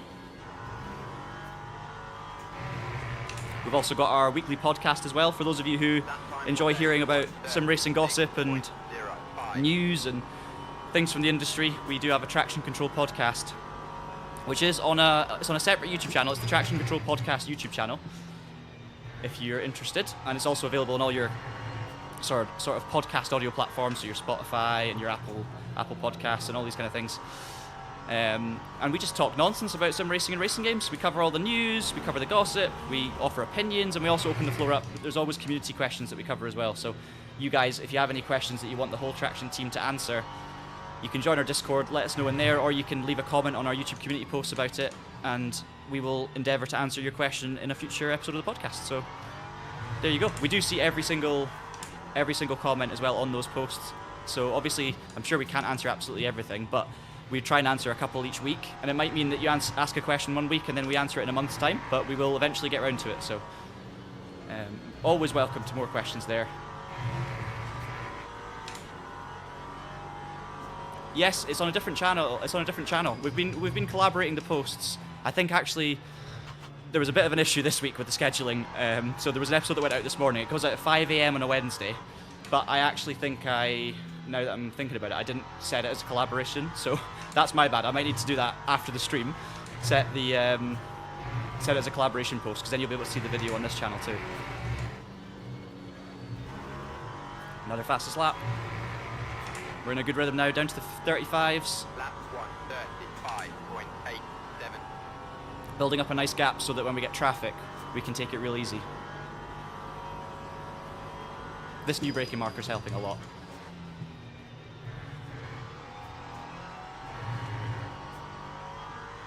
Right, we're going to try the wider line through turn 4, just to experiment again, see if it's comfortable. So we're going to run all the way out here, over the curb like this. Right wheel's inside the white line, brake now. Then cross over the curb. Yeah, do you know what? That's definitely the way to go, isn't it?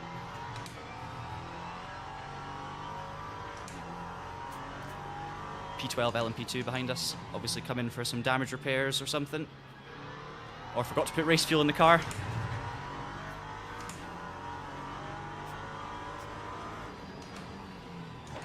No risk.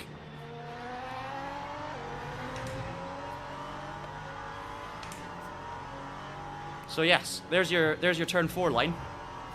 New line, new and improved line.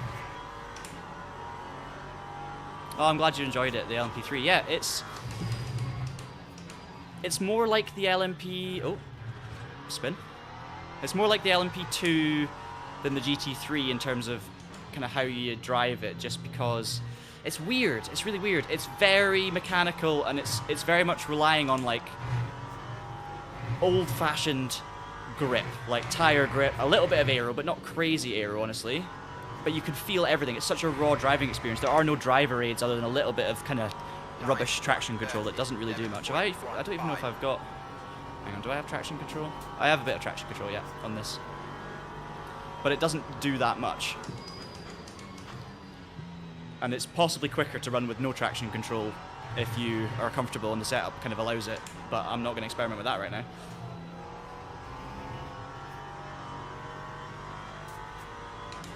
But they are really fun to drive. They're just... The thing that catches you out with these is the... there was a bit of a lockup. It's the braking, so no ABS, and downhill braking zones like this one here. Very, very easy to get this wrong. And I, in my preview video, ended up in the barrier on the right, having already been off twice in this corner without hitting the barrier, so I was an absolute disaster through here. We only had the preview for a very short amount of time, so it was very much like a first impressions type thing. But the other one is like here, under acceleration if the car's off balance, especially when the tires are cold, it's so easy to spin an LMP3 car. Like, if you haven't tried it already, you know, it's so easy to just get overconfident, nail the throttle, and around you go. The rear end on the LMP2 is a lot more stable on that front, and obviously GT3s with their traction being a little bit more meaningful, it's a bit of a safer driving experience. But even with 5 traction control, you can easily spin this car. But when it's not trying to kill you, and you have it set up in a slightly safer way, it's really rewarding, and yeah, you can feel everything.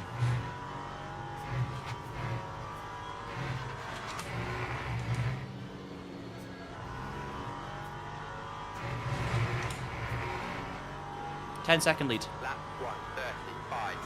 1:35.90. Thanks, Thierry. Yeah, so why the rookie badge? Well, a couple of reasons. I have been playing less Le Mans Ultimate since the badge system came in, so I haven't done that many races online. The start of this year was very heavy for us at Traction on sort of non-sim racing titles that we're releasing, so we had many other games coming out that I've been playing, and I haven't been doing that much Le Mans Ultimate. And in terms of online racing, I haven't really done any outside of the streams this year. Done, of course, iRacing races and Race Room and all sorts of stuff, and then obviously the arcade games I've done to do some rallying, but limited amount on Le Mans Ultimate. So I'm also switching between 2 accounts because we have our like our Traction account. So on the Traction account, we can access, you know, we have access to when we have an update, we might get sent information and sent early access so we can make our videos and things like that. So I'll be testing things on there. So I'm kind of sometimes switching between 2 accounts as well. But online racing, I've just not been doing that many. So I am technically a rookie, even though I have, of course, done many races on Le Mans Ultimate over the course of time, as you'll have seen if you've watched the streams.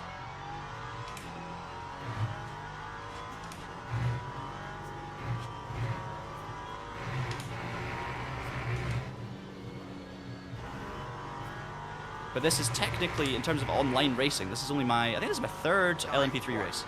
The last one was the 2nd, and you saw the first at Paul Ricard a month and a bit ago, I think. More LMP2s coming out the pit lane.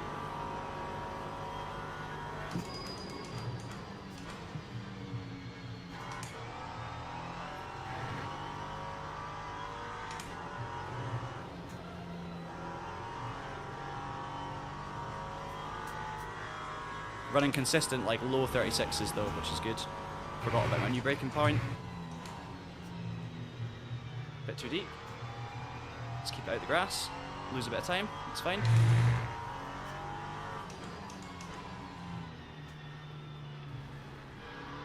Okay, GT3 traffic begins. 17th place. So we're just going to pick our way through one by one. I'm going to comfortably take some time loss here in order to get through safely, because we've got an 11-second lead and we've got the pace, we've got no damage, so let's keep it that way. Keep out of the walls, keep out of the other cars, don't ruin anyone's race, don't ruin my own race. Simple as that. I hope I don't need to save fuel, Turge. I took, I think, 5 or 6 litres less for this one than I did the previous race. You can let me go, thank you. So I should not need to save any fuel. No, no pit stops, no fuel saving.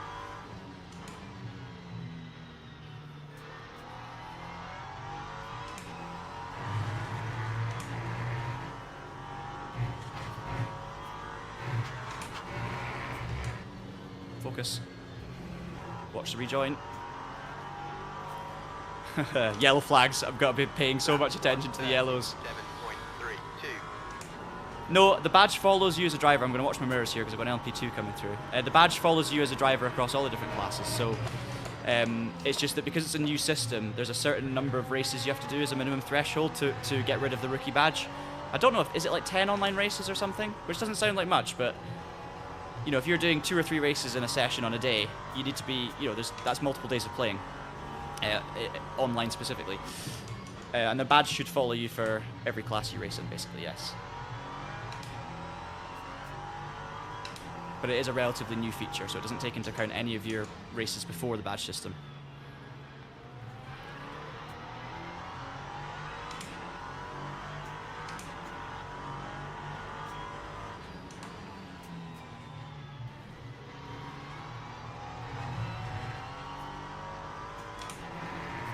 Another yellow flag. Let's be careful. Probably someone facing the wrong way on the exit. Nope. Yeah, no worries. Multi-class racing is where it's at, isn't it? I've said this before. I enjoy the GT3 sprint racing and everything, but for me, multi-class racing is really where Le Mans Ultimate's at its best, and sim racing is at its best, especially like endurance stuff as well, you know.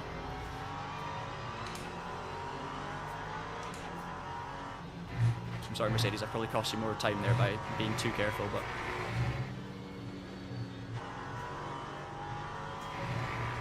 P13 anyway. That time was a 1:39.01. Oh, nice. Oh, that makes sense. Yeah.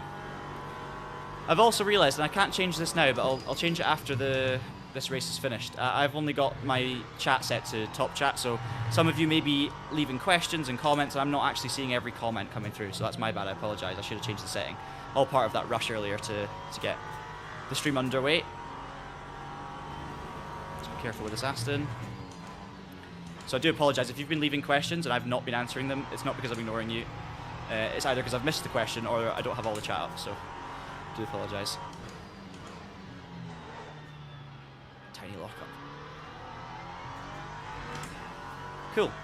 No worries, GoTee Sim Racing. If you have any more questions, fire away. Fire away. I sort of feel like that sometimes when I've not been...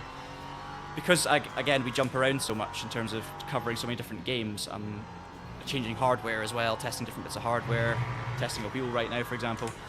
I sometimes find that I don't always get into a flow with the game, or at least I kind of fall out of a flow with the game. So when I'm playing regularly, I kind of know the ins and outs, and I know all my buttons are assigned, and I know what's happening, and then and then I don't play so much over a shorter period of time, and then suddenly I start forgetting things, or I need to get back into the zone with it a little bit, and that's what I find myself. That happens with a few different sims.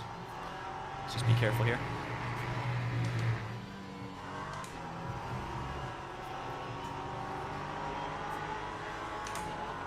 Now you can see the power deficit.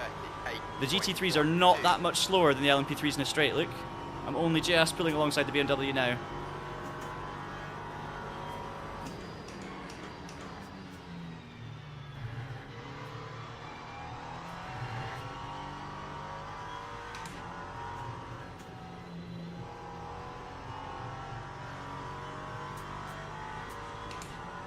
Cheers, Thierry. I'm doing my best. Keep forgetting to do my new braking line through here. You can just see the little twitch I have with the steering when I actually cross over the curb, though. Forces me to brake in a straight line, I guess, which is maybe a good thing.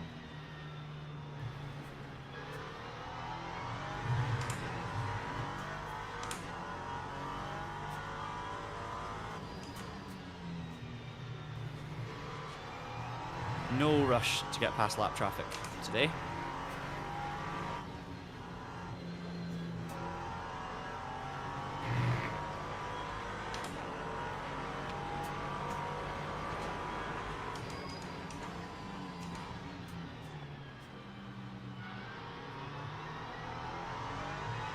Yellow flag, so we've got to watch out on the exit.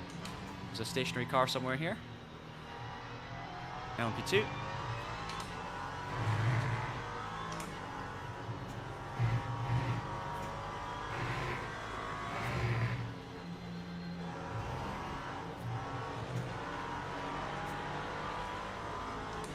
Past the Merc. Lap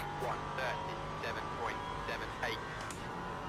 P1 in first place of P2s is coming up to lap us now in 5 seconds, so that's going to get interesting. Got to be careful.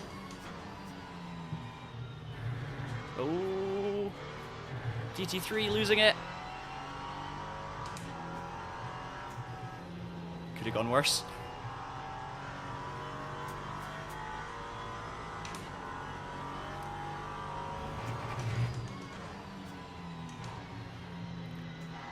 I haven't tried the app. No, so again, generally speaking,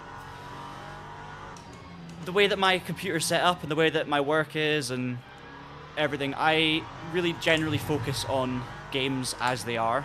So obviously we will do sometimes bespoke videos and trying things with third-party softwares, but generally speaking, if I'm playing Le Mans Ultimate, I want to experience it as the game comes out, because if I start playing around with sort of third-party force feedback, you know, apps. Obviously, everyone's got their own wheel software, right? Which is technically third-party force feedback settings. But I like to feel how the game is authentically, and if there's any settings, I want to change them in Le Mans Ultimate. That's not to say that using a kind of external app to improve things and tweak things is not a good thing. Like, it can make the experience better for sure. Just got to be a little bit careful with, again, covering so many different games, is just make sure we remember what the actual game is itself, if that makes sense. And I'm also uninstalling and reinstalling different versions and things like that, so that's another thing to bear in mind. That was P1 overall coming through. 8.18.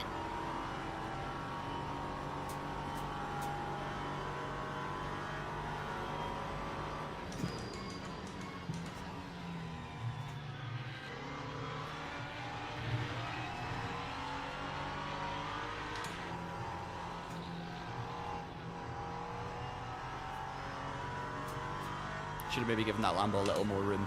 I was just wanting to not run too wide there myself, just leave enough room, but maybe force them to hang on a little bit too much.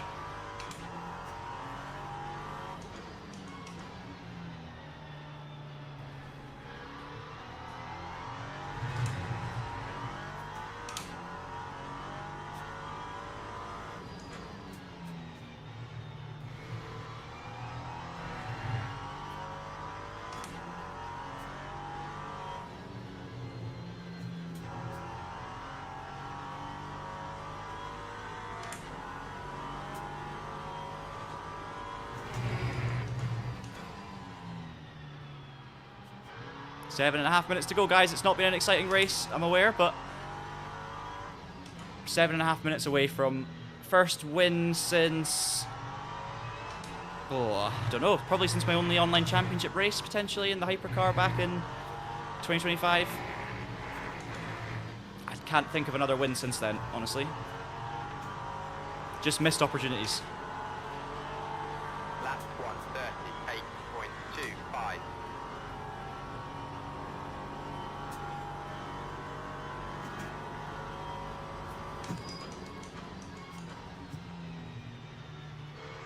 Also, Le Mans Ultimate hit its record ever concurrent player count last night. So, obviously this game continues to get more and more popular. It's going to be absolutely massive when this game comes to console, because the console market for like a good, high-quality sim racing title is hungry and big. Like, it's a big market, lots of players who will absolutely be desperate to try Le Mans Ultimate. So if they can get the port right, if it's a good version of the game that ends up on consoles with career mode and all that kind of stuff, I do think, honestly, the Le Mans Ultimate console game, you cannot underestimate how big that's going to be. And maybe not, I mean, it's not going to be anywhere near, you know, your Gran Turismos or your Forza Horizons. I'm not talking that sort of level, but as a sim racing title, it's going to be big. It's going to be big. Cheers, Ica. Yeah, this is it. And that, honestly, this might have happened in the previous race if I hadn't have been unlucky with those crashing LMP2s on lap 1, because I came across an accident, had to jump to the gravel to avoid, and I think I went back to 7th. Now obviously I've made that big mistake later in the race, and then closed the gap down again and still got close to winning. So the last race, I reckon, if I hadn't had that lap 1 P2 incident, it might have been a similar story, but obviously that did happen, so here we are. Also, this could have been very different, because lap 1 here, turn 1, I got rear-ended, and that could have broken the car. So much could have happened there. Could have spun. So lucky in the same, unlucky last time, lucky this time, I'd say. But yeah, this is how we get our driver ranking back up, for sure. But yeah, I was talking about peak concurrent players. Obviously, then I got distracted and started talking about console players in the huge market. But I'm playing it safe again to turn 4. The concurrent player count was like, I think it was something like 8,800 yesterday. Obviously with this new update, lots of people were jumping back on to try it and also try the free Genesis. So Le Mans Ultimate is busier than ever.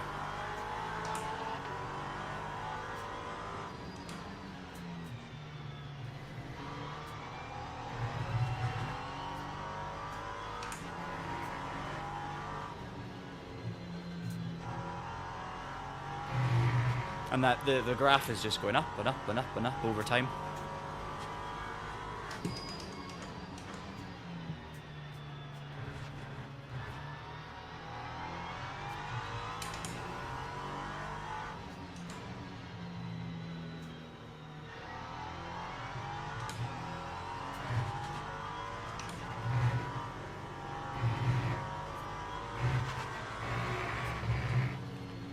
We're going to do Silverstone National GT3 racing next, which is going to be chaos. It's going to be like British touring cars. Thierry, just so you know that there's no more giveaways today, unfortunately. It's just the one.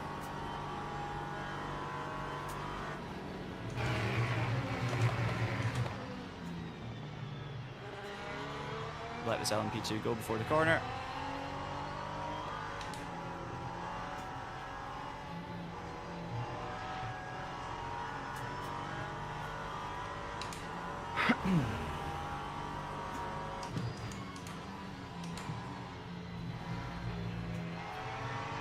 Just the one giveaway today, Thierry. I know there's been more than one in the past, but we only have one code.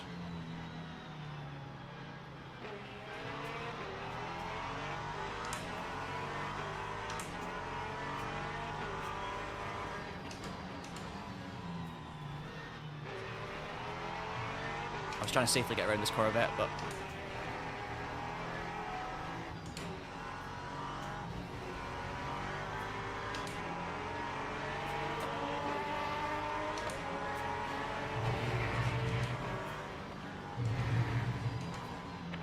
just absolutely, I know I would not be doing this, driving like this, if I was in a scrap for the win here, but with 2.5 minutes to go, I've got a 9-second lead, so I am just playing it extra safe because of things like that. And this Corvette is obviously not, it's losing more time by kind of defending a little bit, not deliberately, it's just trying to hold its line, but it would gain more if it just backed off a tiny bit, let the prototypes go through and then followed.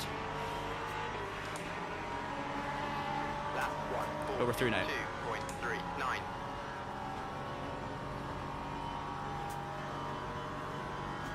Barely pulling away from it.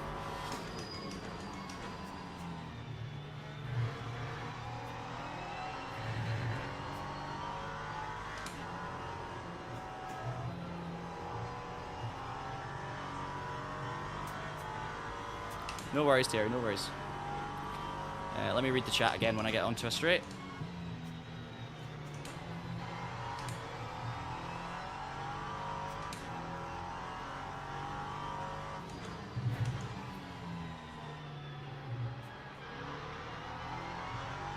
This is our GT3 leader in front of us now. So we're definitely not going to do anything remotely risky. Doesn't matter obviously what position they're in, but you do not want to ruin a leader's race, let alone anyone else's race.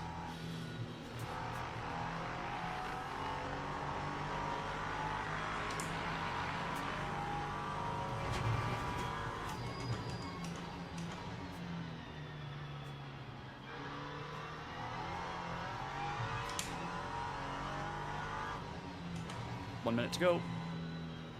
Loads and loads of fuel again.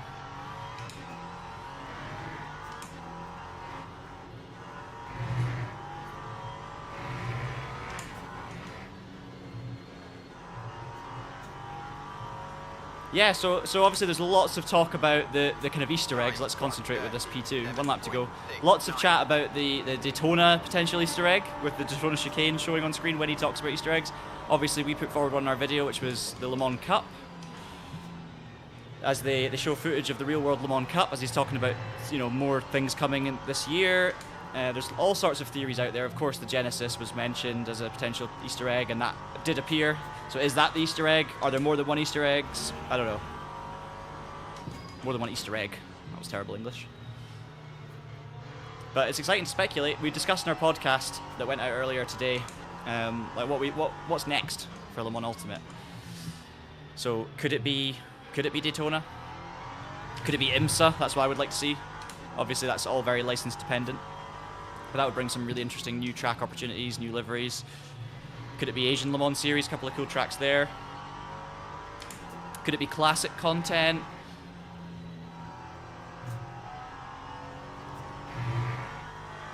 Cheers, Thierry.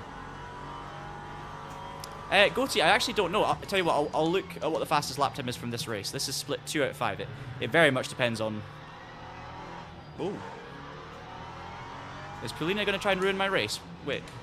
This person that's just let me go said in the chat... Someone's trying to... Ah. Wow, okay. So you guys can't see this, right? There's been the chat going on in the race server where there's a guy really angry at an LMP3 and talking about how they're going to find him and ruin their race. I have taken the win, by the way. That's excellent. Someone's looking for someone to wipe out, and it was that LMP2 I just passed, and he said in the chat, was it Monroe? So that LMP2 I just overtook was actually about to take me out of the race from the race win because he thought I'd done something to him, which I obviously didn't. It was someone else. So that would have been wild. Could you imagine? Anyway, we win. We win. Not bad for a rookie. Yeah.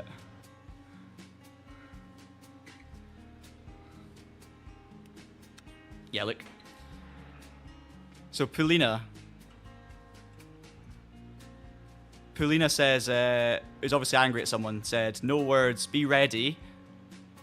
The LMP3, I find him and let him know, was it Monroe?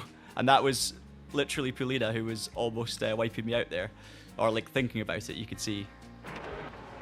I'm calling him out because I don't care if someone does something silly and you kind of get, you know, if your race is compromised because someone messes up, that doesn't give you a right to just retaliate. Especially with no evidence for who it is. So fair enough, report it, right? But don't go chasing someone. Let me just go back to chase cam. It might have been a terrible accident, don't get me wrong, but look. This is the driver that was threatening. And then thankfully at this point they realized they didn't know it was me, or maybe they didn't recognize the livery, so. Whew. Close. Very lucky. Right, GT3 lap times. So this is split 2. First place in split 2, or fastest lap, 1:42.5 was the fastest of the winner. 42.3. 40, yeah, so 42, mid to low 42s for split 2 out of split 6. So then add, you know, take off like, I don't know, somewhere between, you know, maybe a second for split 1. And then obviously just add more time for other splits. In my class, everyone was 37, 37, 37, 37, 36, 7, 36, 8, and then mine was a 35, 8. So we had the pace. We had the pace in hand. I agree, Terj. I agree. You say that, Charlie. You're right. It won't result. It wouldn't be a. That wouldn't be like a crazy exciting DLC pack. That would, you know, for Le Mans Cup. It would be. Hang on, let me bring up my face again. It would be liveries, which is obviously something, but also there is another car in Le Mans Cup, and that is the Adesse, which is an LMP3 car. So bear that in mind. If there's an Le Mans Cup tie-in, potentially there's another LMP3 car, which could up the field, right? It wouldn't be part of the LMS grid, but it would be part of LMP3 racing, I guess. So yeah, there you go. Right, should we go and race around a crazy venue? In fact, we've got a bit of time before that race starts, so maybe we'll show off the Genesis, and then we'll do that race. That's our driver ranking increases. Pretty decent in general, I'd say. Clean laps in qualifying. And that's pretty much it. We move on.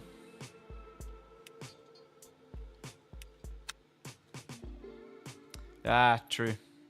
Was the Ades just 2025? I haven't actually looked at the Le Mans Cup entry list this year. That's a good point. If it was Le Mans Cup that was an Easter egg or a teaser for something else, I wouldn't be that fussed, honestly. I don't care enough about it. What we got? So this is the one I'm interested in. We've got this LMGT3 Sprint at Silverstone National. I want to do that race. That's going to be awesome. I might kill my I might kill my ratings. Let's get registered. What have I not driven on stream for a while? Ferrari, Lexus as well. Driven the Mustang a few times. Drove the Lamborghini. Let's do a vote. See you, Thierry. Thank you so much for joining. Hope you enjoyed the win. First win in a little while. Let me just log into the... I've been logged out of the YouTube chat, so let me just fix this. Why am I now fully logged out? I've been logged out of the YouTube chat, so let me just fix... That was not meant to happen. Alright, let's close that. Let's close that down. Let's reopen the chat anyway, and then I'm going to do a vote about what car we want to pick. And then I'll show you the Genesis while we wait. And I'll do a few laps to practice. I should practice, really, shouldn't I? Alright, bear with.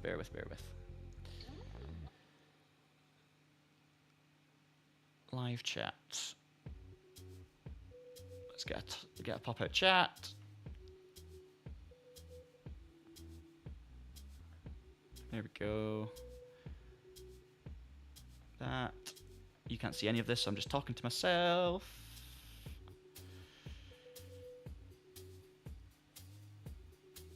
All right.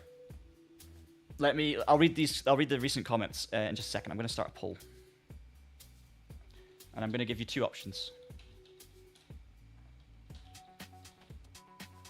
So this is GT3 at Silverstone National, Ferrari or Lexus, because I've not driven those two for a little while.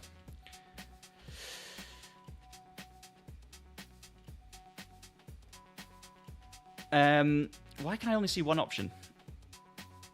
It's broken on my screen. Anyway, it doesn't matter. Right, okay. As someone who's been to Watkins Glen for the 6-hour IMSA race several years, I'm extremely hopeful for IMSA tracks. Yes, Watkins Glen on Le Mans Ultimate. Yes, please. Perfect track for this sort of game. I know it's a track that we've got in a lot of other games, but for those who are playing Le Mans Ultimate right now, which is a lot of people, that would be fantastic.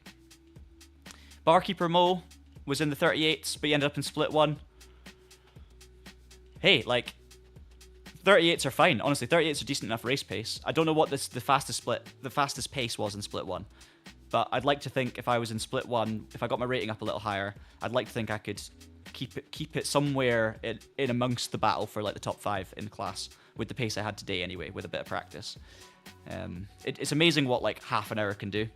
Because so many of these streams I jump in and I'm not prepared at all and I haven't done any laps. So it's nice when I get time to just do a little bit of practice. And then I can really feel, the biggest difference comes in that first half hour, right? It's why when we do 2 races, quite often the second race is a lot better. Let's see what else. What else have we got? Le Mans Cup falls. Oh, I've already answered that one. I do apologise. Yeah, these comments were a while ago. I had my, as I say, the chat wasn't all showing up properly before. Nielsen switched to the Decane. Okay, so there's no Odessas. That's a shame. Votes are looking 50-50. Come on, guys. I'm going to close the vote in like a minute.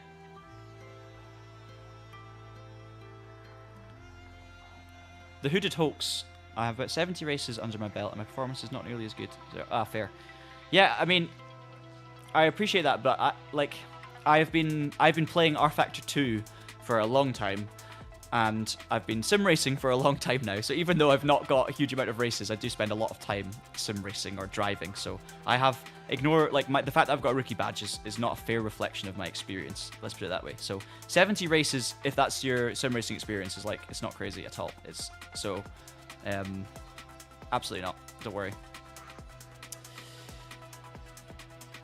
Yeah, career mode, I'm very excited as well about career mode. I'm really excited about career mode based on the little snippets I've seen. And it's not really, I'm excited for me, yes, and I think I'll stream a bit of that and that'll be good fun. The AI is great to race against in Le Mans Ultimate with a few bugbears. There's a bit of inconsistency sometimes. Sometimes one car is too fast. As long as they can iron out those things.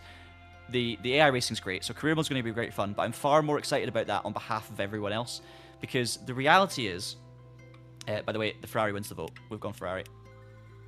So I'm going to end that now. No, I clicked away too early. Hang on a minute. Poll ended, Ferrari wins. I will get back to what I'm saying once I can recalibrate my brain. We'll go blue Ferrari.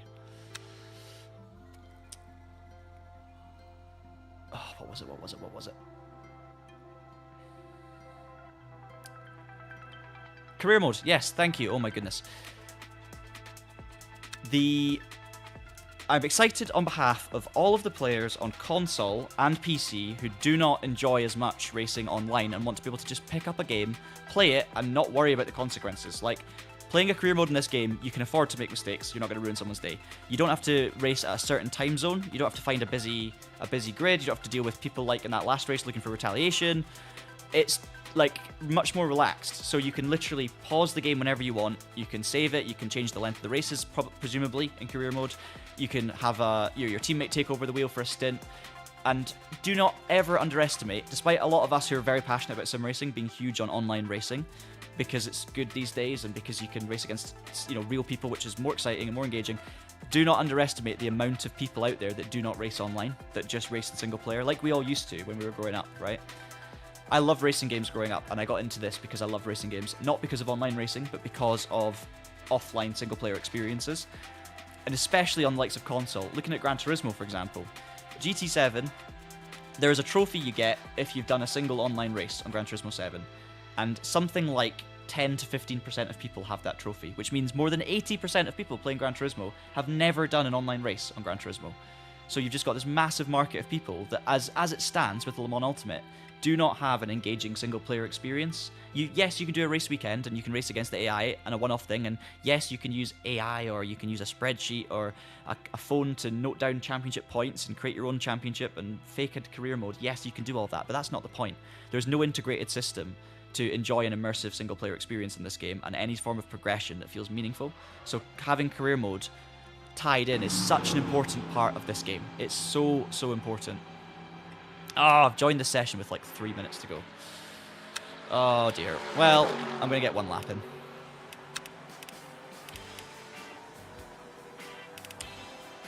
Let me just get a setup on the car.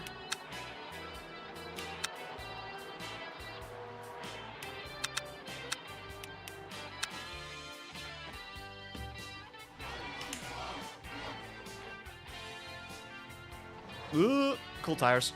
We'll practice one little warming the tires stint. We've got 22 minutes still, so once the session's over, we'll just join another one. It's fine.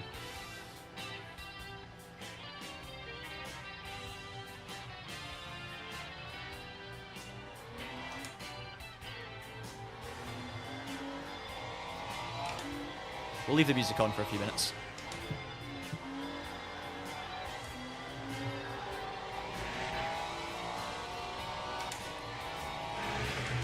No tire warmers in this silver event.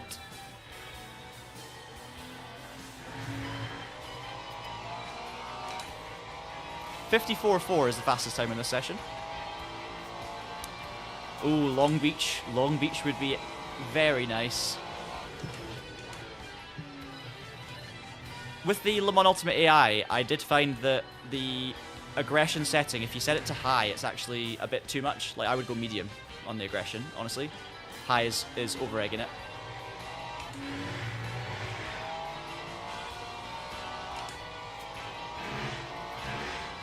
Okay, I don't know what's happening with this practice session, but again, it's not really running smoothly. But we're going to leave it in a minute anyway, so so weird jumping in a bouncy GT3 car with all these driver aids after just doing an hour and a bit on ILMP3 and nothing else.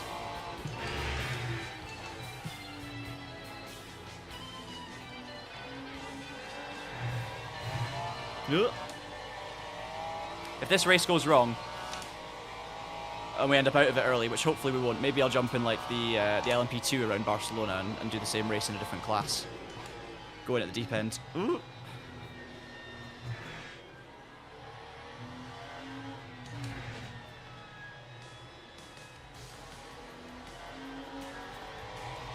I was going to show you the Genesis, but I wanted to just get a couple of laps in, because obviously I could undo all of my hard work in my driver ranking from that win.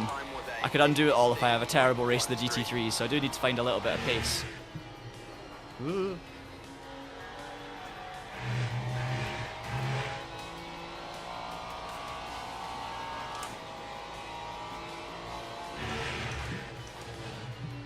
Just remember I can lean on my ABS.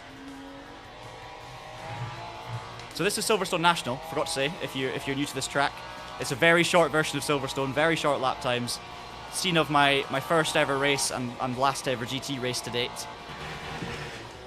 First time racing it in LMU, of course. This is also this is a layout that is not free, but it did come as part of the version 1.3 update, but it's a DLC track. So Silverstone is pack 1 of the ELMS DLC. There's 3 packs. You get Silverstone, you get the Ligier LMP3, but this layout is new to the game. So if you own the pack, you will also now have these layouts in addition. And I say these layouts, it's national, but it's also international. This car is very sketchy into turn 1. Alright. We need to leave already.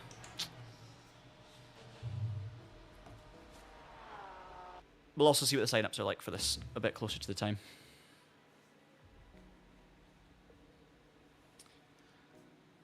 Yeah, it's cool, isn't it, Charlie? British touring cars in Le Mans Ultimate, that's what this is. So far, we have 6 registrations out of 44. So that's, I mean, to be fair, it's almost already enough for a race. It would be good to have, I think we'll have a lot more. There's still 20 minutes. And I feel like a lot of drivers will be doing the... let me check what time it starts. Okay, it's 20, was it? 10 past 3. A lot of drivers will be doing the fixed GT3 Spa race before it. So I think we'll get an influx of drivers right near the registration cutoff, is my prediction. So anyway, we'll come back to that. I want to jump in the Genesis. Around, you know what? We'll do Genesis around Silverstone National. Let's get our eye into the circuit and see how short the lap times can be. So Silverstone National.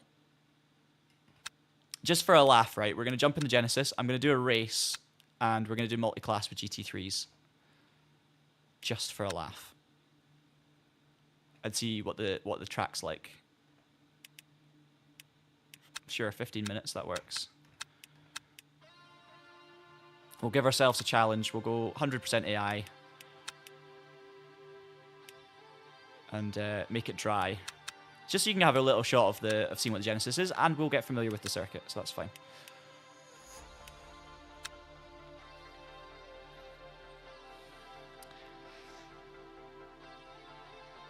Oh yeah, Jap Fest in Le Mans Ultimate would be cool. There used to be a Jap Fest event that took place at this circuit. And our race car, our Mazda MX-5 race car, used to go to that event and used to do, the owner of the car, my old team boss, used to do passenger laps for folk that were coming along, which was nice. So yeah, a lot of good times around here. It's a great little, National is a great little circuit, I think. I prefer National to International. And the International one is the new pit lane. So it starts in the new, which is where the current day start-finish line is. You've got Abbey, so you've got the right and you've got the left. And then you've still got the right-hander into Village in the loop. But instead, so you go through Village, and instead of then going immediately to the left-hand hairpin, you keep going straight, and you cut across, and then take a right-hander onto the hanger straight. So you essentially go from Village to a new corner onto the hanger straight, and then you do Stowe, and you do the final club chicane, and then you're onto the start-finish straight again. So that's the International layout. This is National. We're starting from 19th against AI, and I've got the difficulty set at 100, so no idea if we'll have any luck here. Oh, that's awesome, Charlie. Yeah, our little Mazda was not a drift machine. I mean, we sometimes, to be fair, it was sometimes when when it wasn't set up properly. It was a little bit too stiff. We were drifting it around everywhere. But yeah, cool event.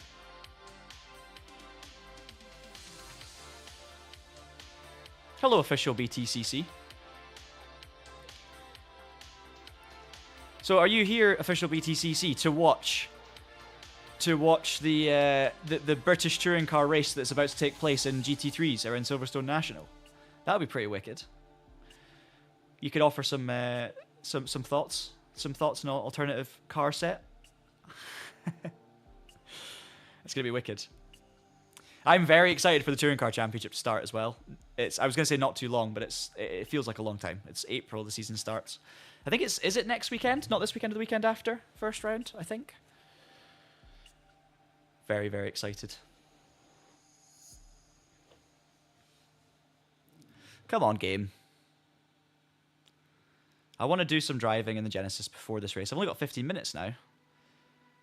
Yes. Excellent. Excellent. Is the first... I don't think it's this weekend, is it? I think it's next weekend, Ika, but I might be wrong. I might be wrong. I did look it up very recently. Okay, Genesis. Let's race the Genesis. And that is the car, not the band. 23 laps with... So 40% of a tank gets you 25 laps. Let's just do this.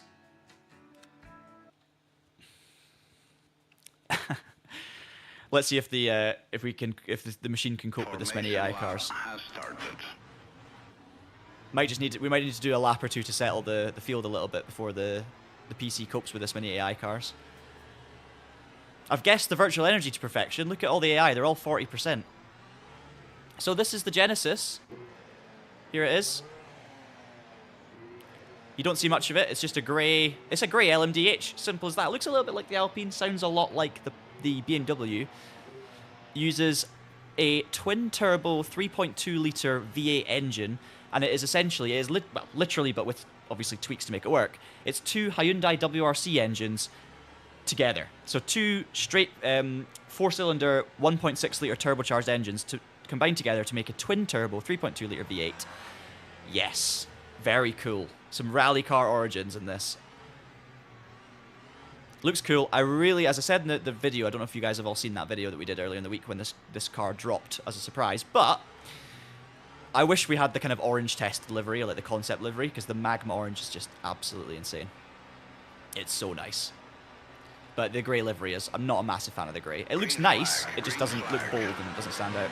Alright, we're going to get a little bit of the CPU jumping around at the start, just with the number of cars we've got. That will settle down, I'm sure. I can't remember if the AI aggression is set to medium or high. I think it's medium. Ooh. Right, I'm backing out of this. We're just going to sit in last for a second. Okay, thank you. So weird seeing all the Ferraris at the back.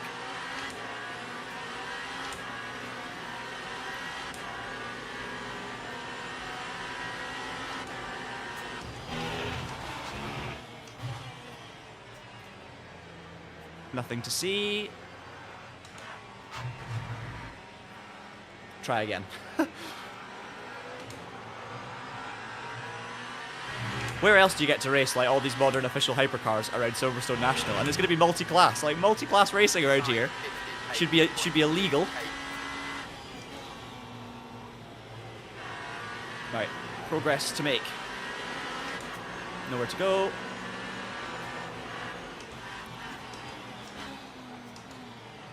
Whoa, Ferrari chopped me off there. I was going to try and sneak down the inside.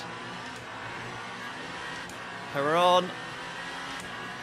How many laps do you reckon it'll take us to catch the GT3s?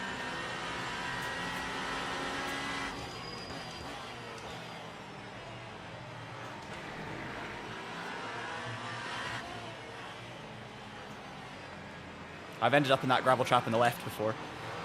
Racing around Silverstone GP. First lap of an endurance race, I was stuck in the gravel. Lost 2 laps. Still broke the lap record that day, but we were like 2 laps off the pace. Because I stuck it in the gravel on lap 1, trying to make too many places around the outside and had nowhere to go. Somehow we're still like 18th. I feel like I've overtaken about 7 cars and just been immediately repassed each time.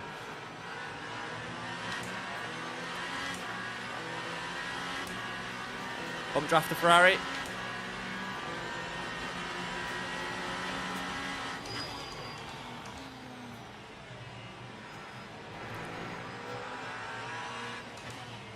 So this is what we're going to be racing in a minute, but in GT3s.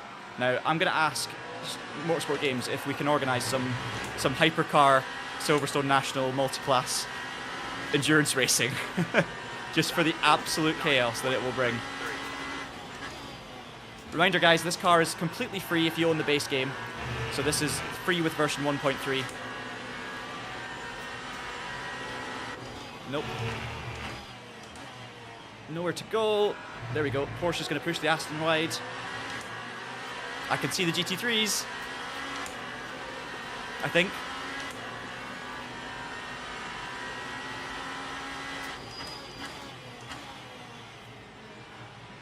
Maybe it's just, actually there's so many hypercars, it's maybe just hypercars I can see. Oh, Porsche. This is exactly where I ended up when I was in the gravel. Don't want to be stuck on the outside. I'm sure console players are very excited to give this a go. 48-second lap times in traffic.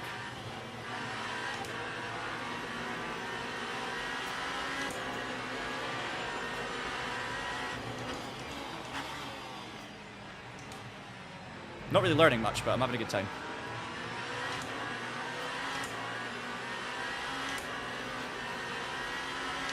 Hey, Le Mans Ultimate, welcome.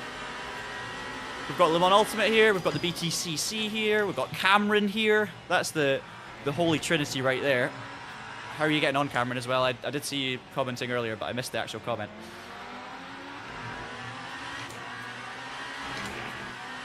Got 10 minutes till our split starts. Lap 48.28.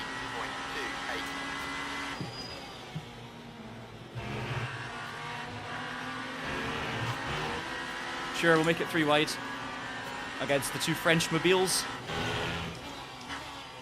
Oh, okay, that's the limit. That is the limit. Ugh. Oh, it's a BMW, not an Alpine, sorry.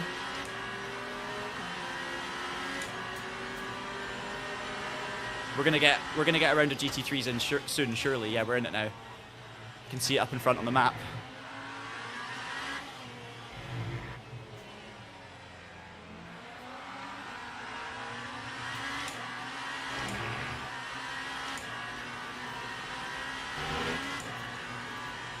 That time was a 49.01.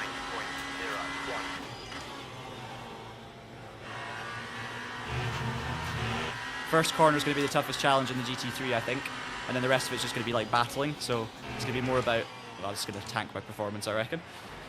It's going to be more about just like overtaking and racecraft rather than pure pace, I guess.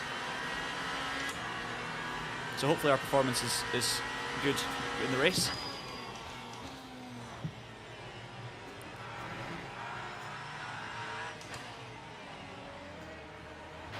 Sorry.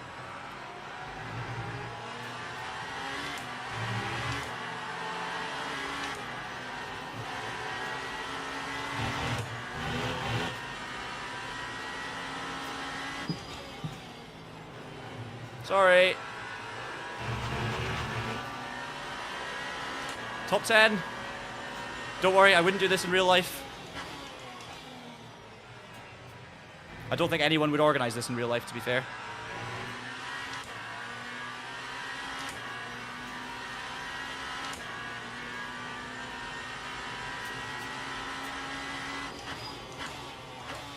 No. Could we organise a special British touring car event that's like, you know, current touring car regulations in one class, and then maybe some hypers and LMDHs in the other? That would be nice. Just a little one-off, bit of fun, you know?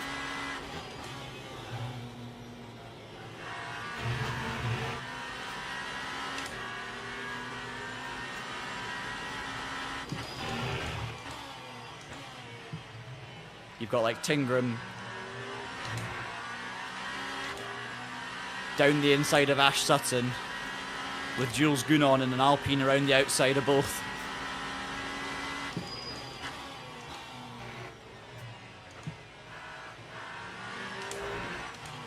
I'm driving like a maniac. I'm fully aware. Okay, well, I feel like that's a good and appropriate time to end things. Get a little look at the Genesis from the outside. There it is. I do think it's a really good looking car. I say it's a good looking car. I don't think it's the most exciting looking car. I really like the rear end. I like what they've done with the bodywork on the rear. The front looks too much like the Alpine. Not that interesting. It looks a little bit like Van Wall as well, I would say. And then we just need to see more bright orange, please, in the actual livery. I mean, this is just mental. Look at this.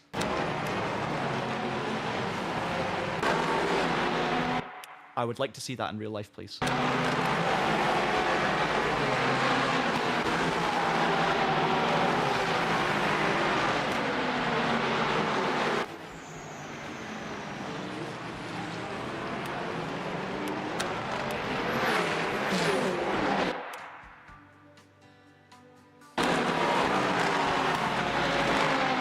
Gets a bit dicey.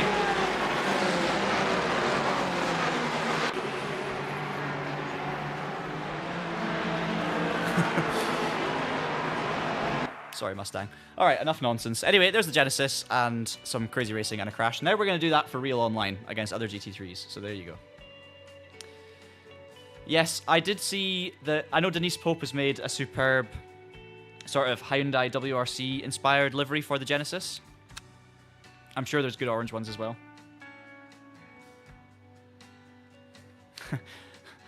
LMU's off to ask WEC for the event. That would be nice.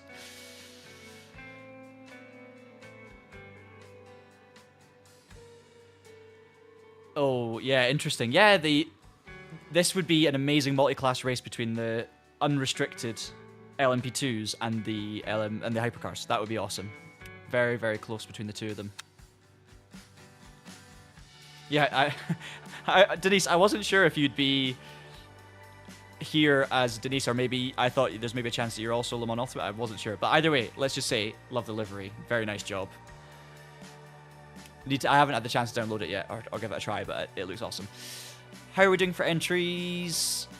78. There you go. 2 splits, so we're going to be in top split, presumably. Lots of drivers. The event starts in 3 minutes, so there's no point loading for 3 minutes to drive one outlap in a Ferrari. We'll just wait. Ah.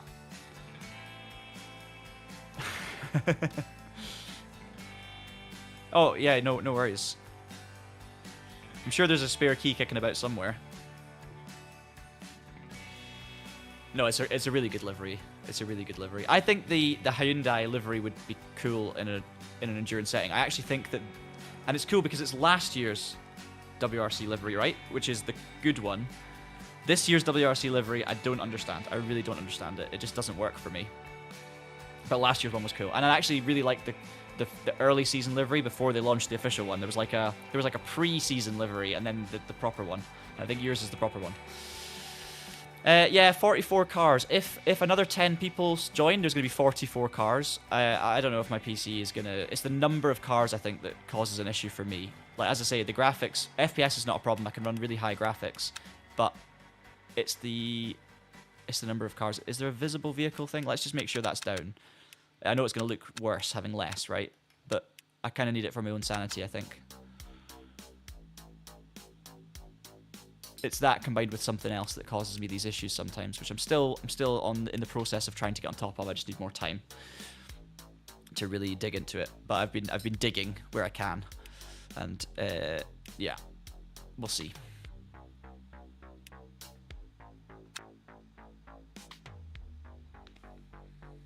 Ah, yeah, okay. So yours was like a kind of slightly concept-y Hyundai. I always say Hyundai. Hyundai livery. With bits of different ones, and you've got the TCR. Yeah, there's a bit of the TCR in there. That's cool. It looks awesome. It looks really awesome, and I think that's cool. I think the Genesis orange is very cool. So I wouldn't mind, you know, if obviously it's going to be 2 Genesis cars, right? Car 17, car 19, they're both going to have the same grey livery most likely. I would have loved to have seen one in like a Hyundai livery and one in a orange Genesis Magma. It would have just been awesome. At least, if it's obviously it would make no sense to have a Hyundai livery. If they just had one that was grey and one that was bright orange, that would have been fine for me. I've been saying Hyundai for my whole life, so we're going to stick with it. Who's going to win the championship this year, official BTCC?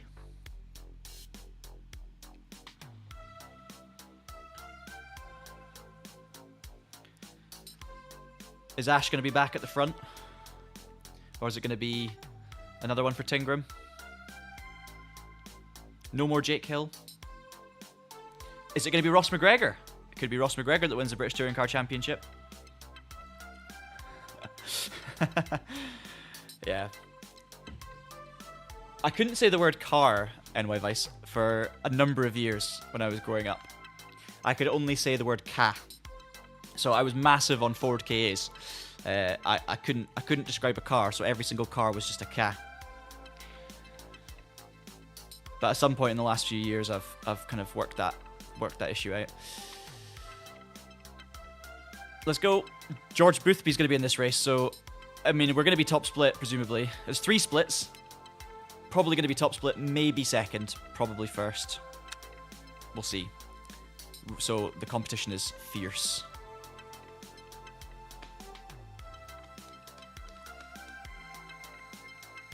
Do Peugeot make a ca? No. I mean, the 107's close. Jack Howells is very quick. I'm basically... this is going against everything I was doing in LMP3, where I was feeling prepared, I was at decent pace. This is going to be just sending it and seeing what happens. You don't think, Ross? No? If I can stay on the lead lap, that would be nice. That's the plan.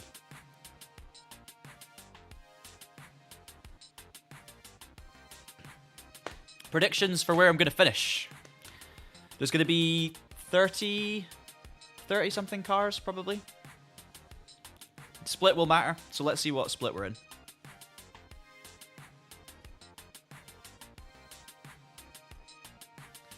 Top 10's always possible, yeah. Fingers crossed.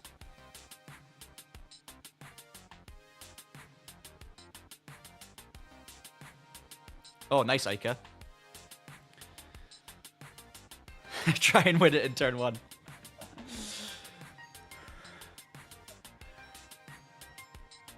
I think, given the kind of performance stuff that you've seen, that would be ill-advised. Oh, great, we're in split 1. All right. We're going to be right in the mid...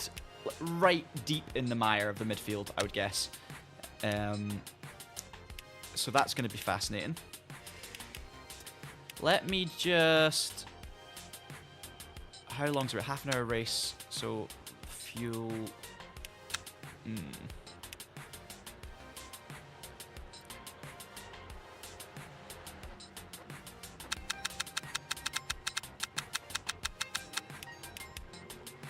Trying to work out how much fuel I'm going to need.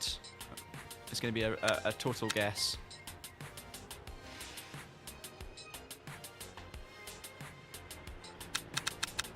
Maybe we'll just take the same as the LMP3, like 60 something litres. But that is a wild guess. And it's qualifying, so I need to take less for qualifying.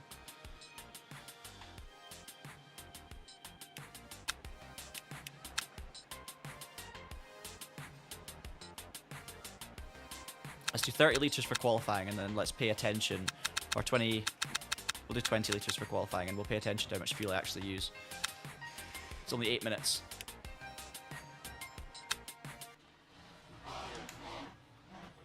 Okay, so guys, 20 litres of fuel. Remind me to check how much fuel we actually use. I need eyes and ears everywhere.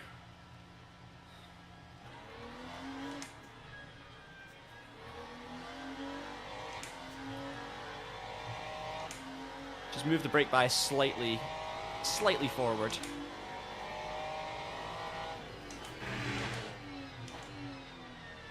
Right, I think I'm towards the bottom in terms of ranking, which makes sense. So it's good for our...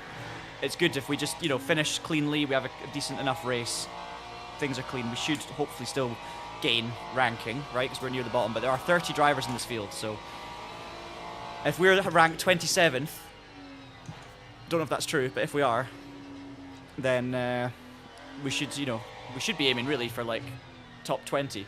But I know it's not how it works.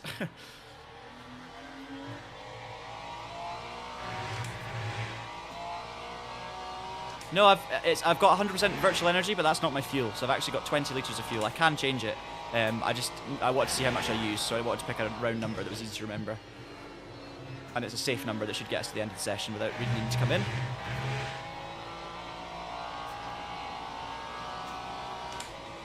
People are saying it's not wet anymore. Does that mean there's a chance of it raining? I didn't even look at the weather.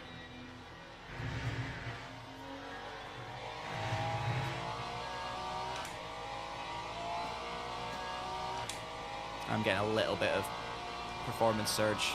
You can sometimes see the game just slows down and speeds up a tiny bit at certain moments.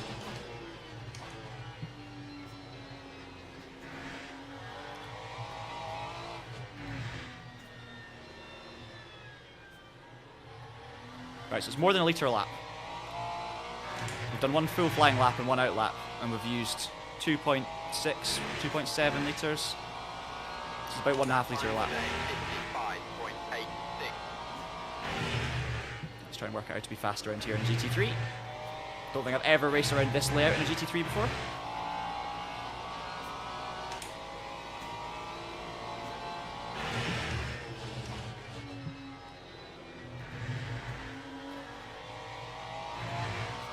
There's multiple lines you can take, by the way, through some of these corners.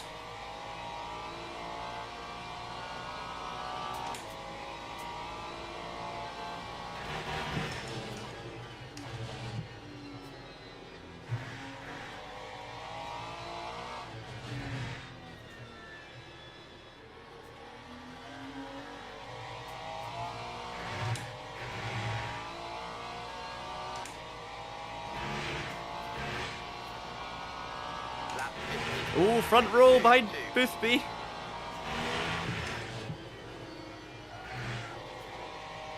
It's a good start. Obviously, tyres are coming in.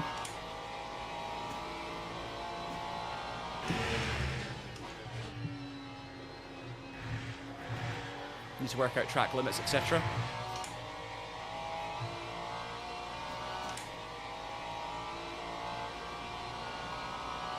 I'm looking for any other rookie badges in the field.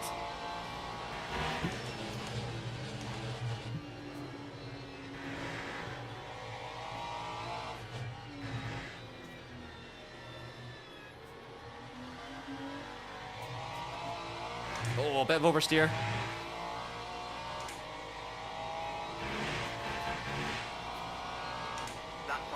Quick! Screenshot it!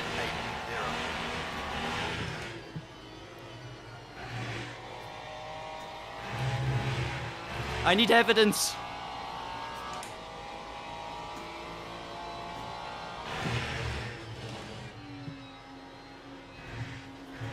So whatever my dodgy line is that I'm still trying to, I'm kind of guessing at, it's clearly working.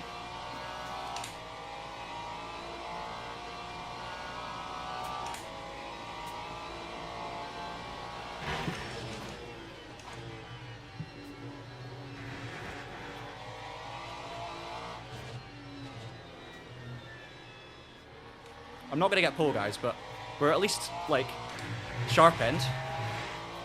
That lap's going to ruin the next one as well. Alright, back off. There's, yeah, that's me down to 4th. Okay, so the next lap's invalid, so we'll just let the car cool down a little bit, and then go for one more.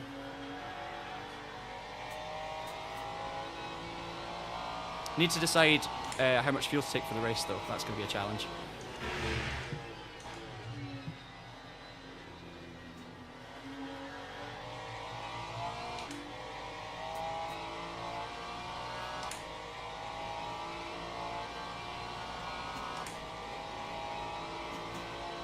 I reckon, what, 60?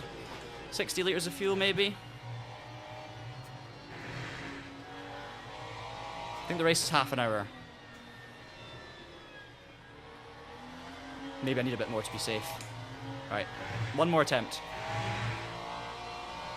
Actually, we've got more than one attempt.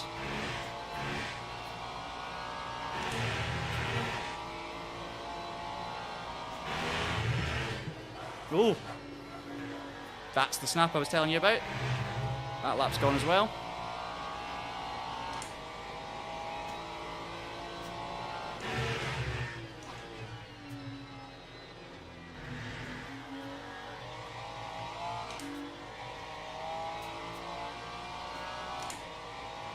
I'm going to see what the timer says with 10 litres of fuel left, and then I can work out how long it's taken to get rid of 10 litres of fuel.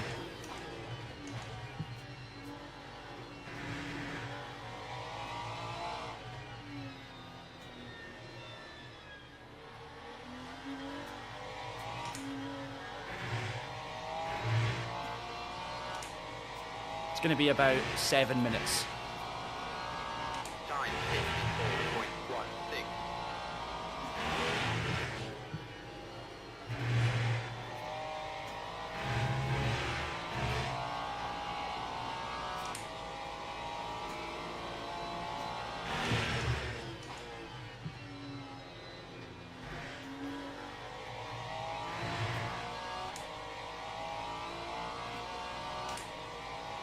So 10 times that, and then half it. Does that make sense? Probably not.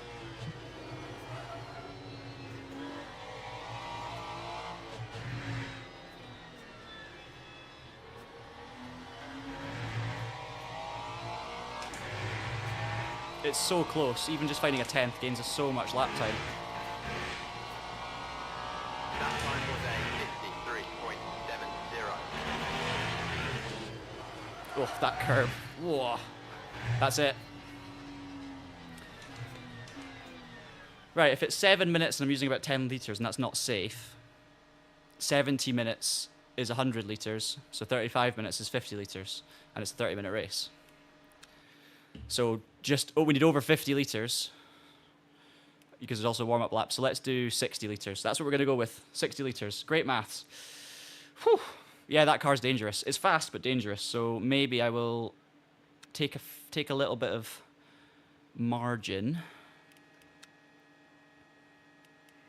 in terms of setup. Let's go 55 litres or 60 just to be safe, maybe. Don't mind if we're a bit heavy because there's other things we need to worry about. I can move the brake bias and stuff when we're out on circuit during the race. Maybe should I take a little bit of rake out of the car? Maybe. Once again, guys, I'm on a Go setup for Silverstone. Not for Silverstone National, for just Silverstone. I've just loaded it and sent it, basically.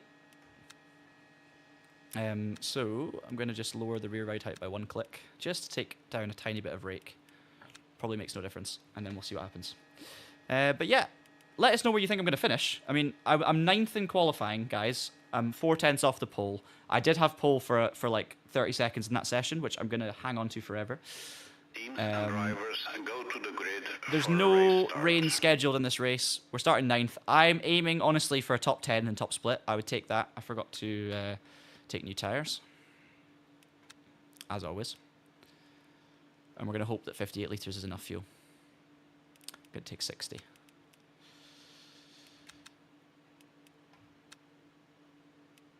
All right.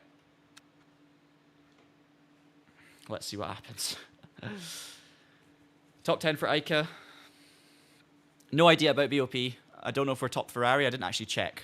But let's aim. I mean, if there's no Ferraris in the top 5, let's try and aim for it to be top Ferrari. We've got a few places back. Just ahead of Howells.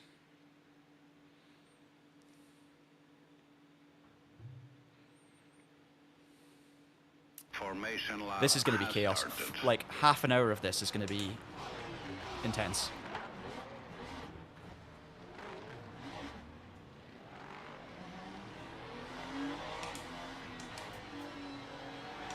I'm expecting, as I say, a few little stutters early on, which I need to be a little bit cautious about. And then hopefully clean after that. Cold tyres.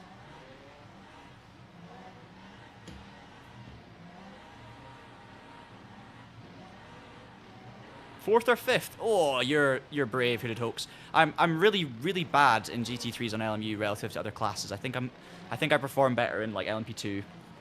I'm not a GT3 expert at all, so that's ambitious for top split with the talent that's out there. But I will obviously see what happens, and I appreciate your faith in me. For me, it's top 10. I think, because I'm not, even though I was fast in one lap in qualifying, I wasn't consistent or comfortable once I'd got out of that rhythm and made that mistake. Out of line. Green flag, green flag. No penalty, that's good. Someone's already looking to the inside. 3 wide.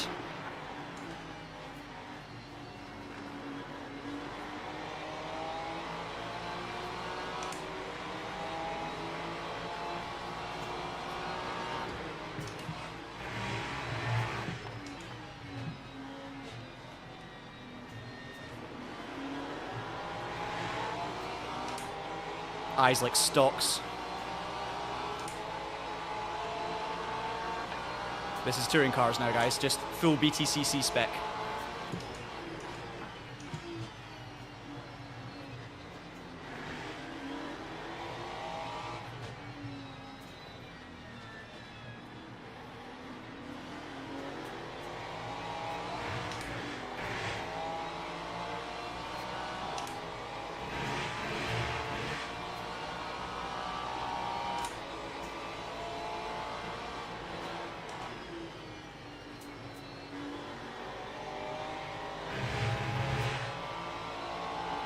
P6.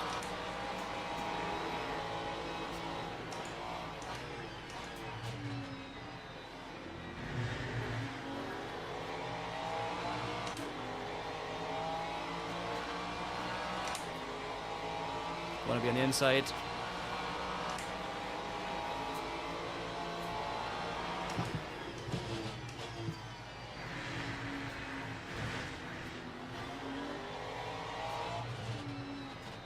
That was a mistake, I think. Tried to kind of send one down the inside. Got my line slightly too tight. Got away with it though.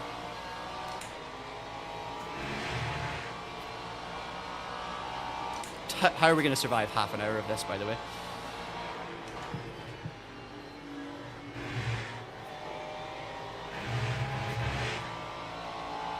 Got a 10-second penalty for one of the cars up in front.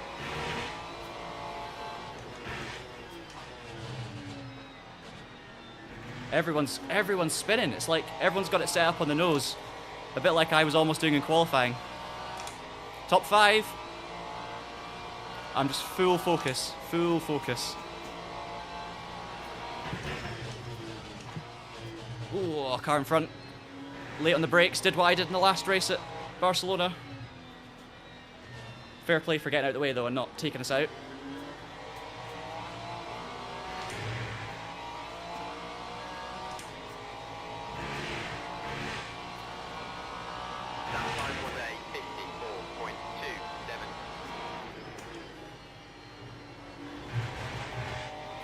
Use quite a lot of that opening corner curb just to be a bit safer.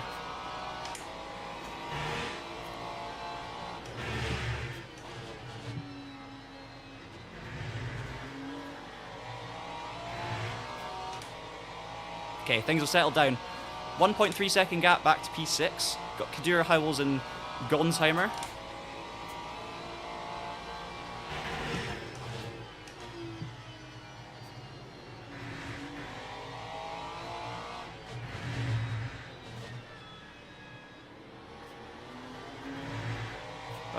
If we can just stick with these two in front, we've got a slipstream from DeB. Everyone in the top 5's got to be fast, right? So if we can just stick in a slipstream, 53.7 from the car in front, we'll get dragged along and hopefully pulled further away from the cars behind. But I know like Boothby and stuff went off, so there are some fast drivers further back in the pack somewhere. And there's fast drivers everywhere in this pack. It's split 1, of course.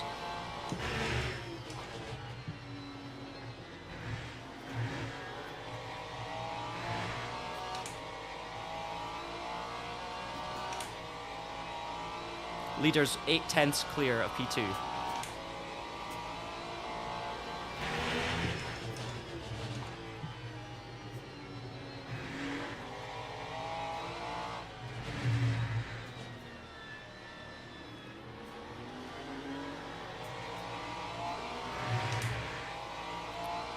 So we're actually at P4 right now.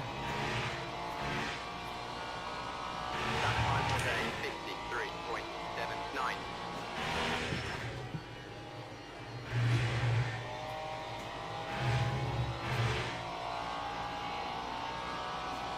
I'm not gonna want to. I don't want to make any moves on these guys unless they're holding me up. If they're pulling me along, which I think they will, then I'm happier behind. Because the more I stick in a slipstream and get dragged along, the higher my chances are of getting pulled away from the battle for P6 and back down. So I'm hoping these three are fast and we just stick in the slipstream. That is the plan.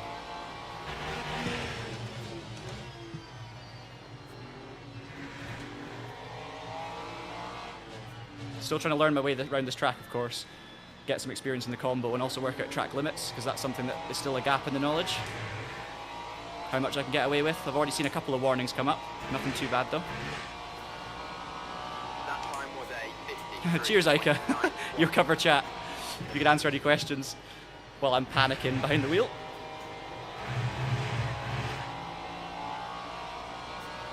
Yellow flag up ahead. We're going to have back markers, of course, to think about at some point, I would imagine, with the short circuit.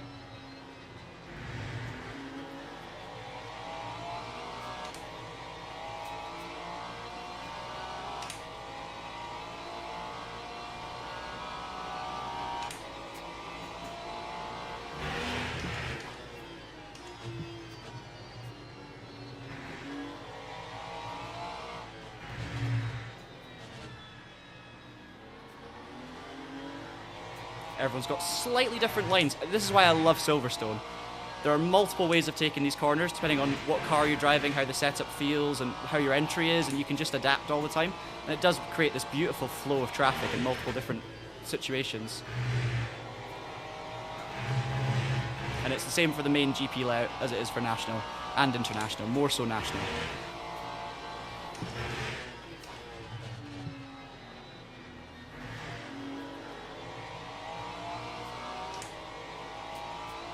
Purple sector 1.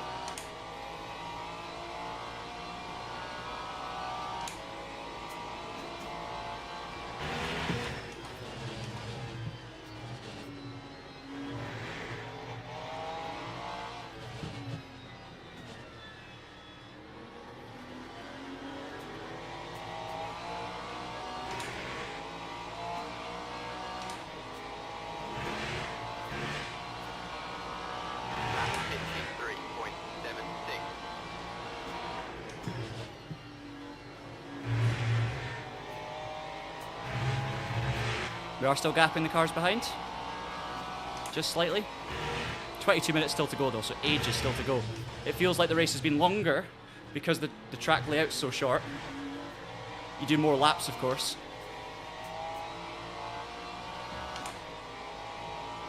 I could have gone for a move there, but it was too late. By the time he got it wrong, I was too late to send one because I was preparing to follow, not preparing to overtake. So that's just why, you know, I backed out of that one. Would have ended in disaster, I'm sure, but potentially we could have gone for a move there. Half a second lost in one moment.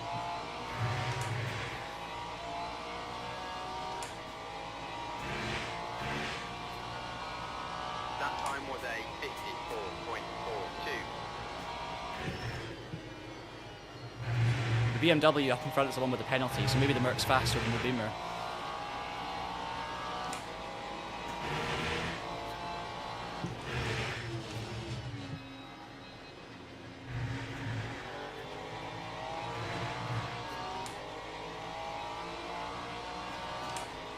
Howells is ahead of Kadur, but no slipstream.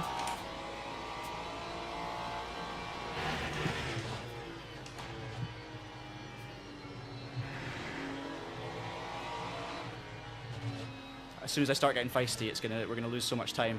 But if the two in front get feisty, that's perfect, because then we just try and capitalize.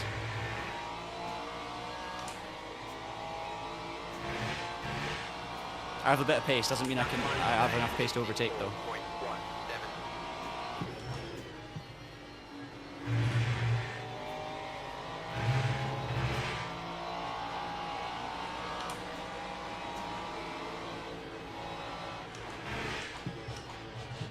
There's a chance, that'll do.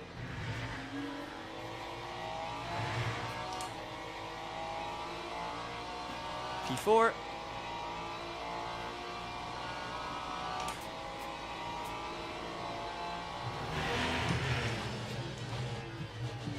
Okay, that's a move. The BMW's slow through there, so there's an overtaking spot on a future lap. Just got to send it. Wow.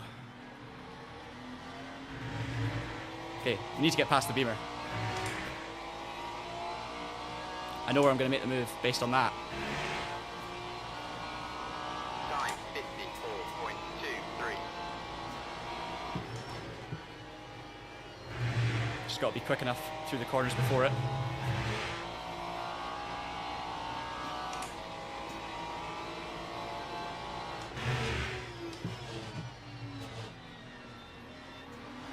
Perfect, alright. Slipstream, close behind, and then we'll go for the move. But look at the straight line speed. Oh, I'm so far back, even though I got a great run. It's covering the inside this time. Ugh. Unfortunate.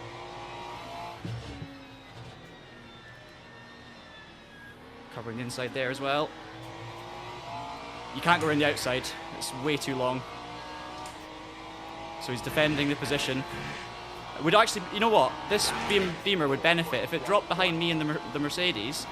It would stay in the slipstream, lap faster, and it's already going to lose its positions because it's got a 10-second penalty. But you're also totally within his right to battle. Howells is coming, 1.4 back.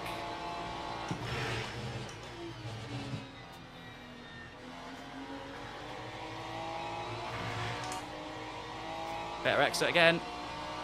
But then watch the Beamer disappear.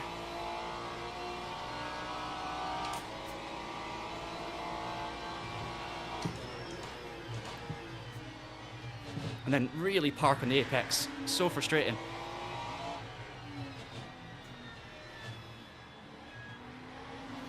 It's not touring cars though. I'm not using my bumpers.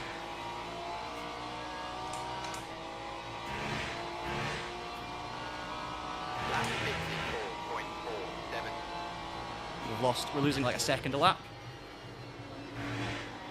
Not a second, maybe 6/10.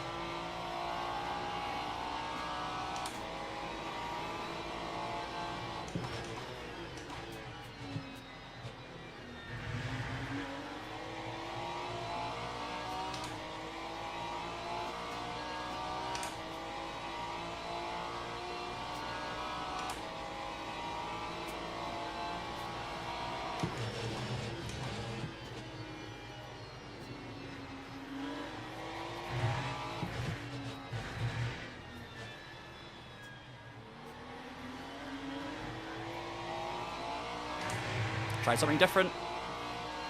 Almost got it wrong. Not halfway through yet.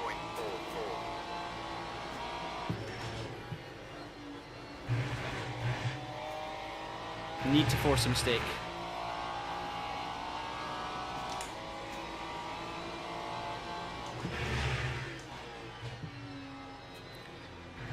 I need to try different things, not because I necessarily think they're going to work, but because I need to be unpredictable. Like if I keep trying the same move, the Beamer knows how to block it, so that's why I thought outside. Make sure he knows he's not safe whichever way he goes, and that's the thing at the moment, is just try and unnerve them, make them unaware of what I'm going to do next, make them slightly nervous about what might be happening. As long as I keep it clean, it's absolutely fine to scare someone, if that makes sense, as long as I'm in control. Just body language. It's the only weapon I've got at the moment. I don't have straight line. And I've got Howells right behind, so that's fine.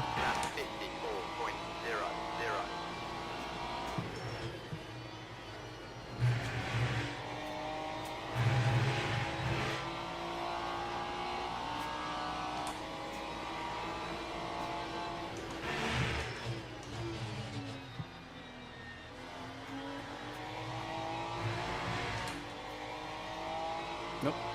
Orange track limits seems a bit harsh. I feel like I lost time by running wide there. Right, no move this time. Just going normally. Need to try that for a few laps and just make them relax a little bit. Maybe let Josh have a go and then follow Josh. That's the other option. Because we do not want to bring... We're already bringing back in P7 and P8 here.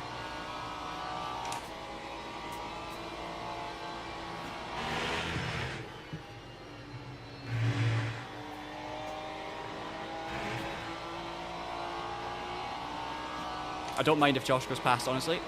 We need to try something, and Josh might have a different strategy or different strengths in different places. And those two battling might be my best bet.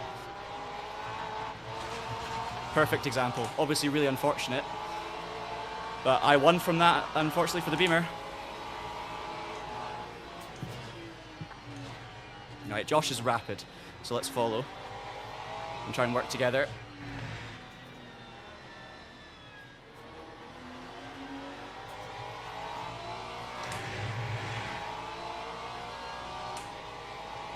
It's what I said though, isn't it? Like, try something different, let someone else have a go. I was lucky to get away with it as well, because it was very close to getting wiped out.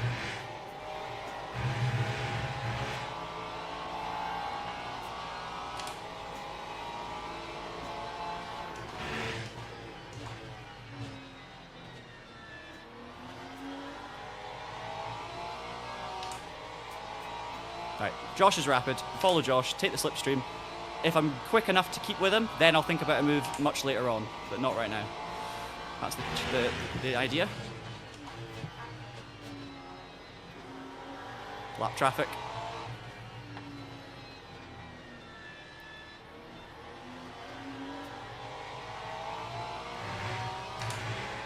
Got the B right behind me in the Merc. But try not to think about the Merc, because they know that we're similar pace. That time was a 54.06.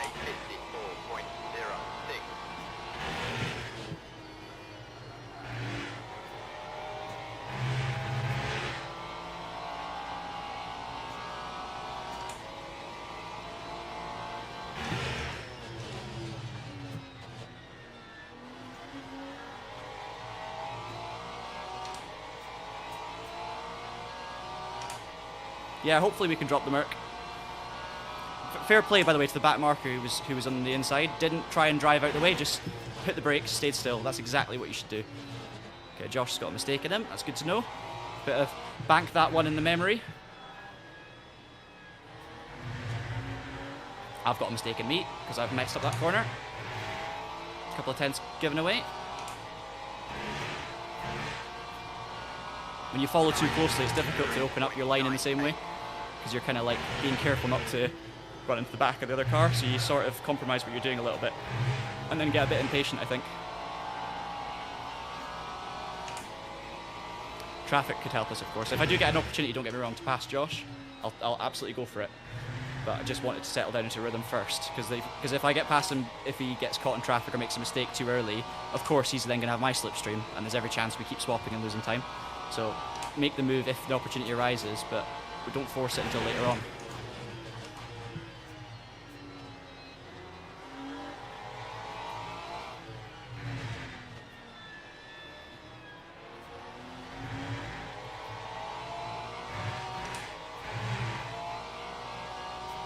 I'm still waiting to see George Boothby's name pop up in the leaderboard, but not in the top 8 yet.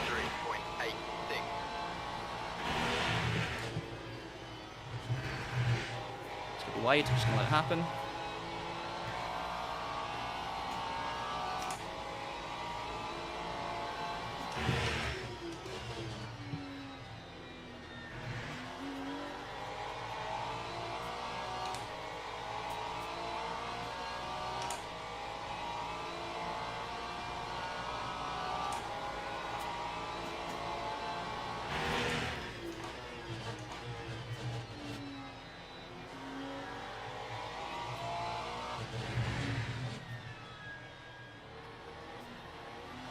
We're catching slowly P2 here, but unfortunately the lead two are not battling, which means A, no slipstream, but B, no big time loss unless they have problems with traffic, so don't think we're going to catch them on pace, but I'll do my best. I just need to stick with Josh at this point, because I'm making a few little mistakes and being dropped. So let's use some pace to try and catch back up. Tyres are of course wearing.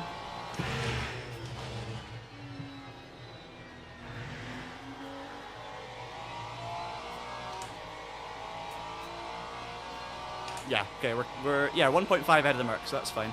Let's see what happens. I don't know what the pace is of P2, if that's who you're referring to, Ika.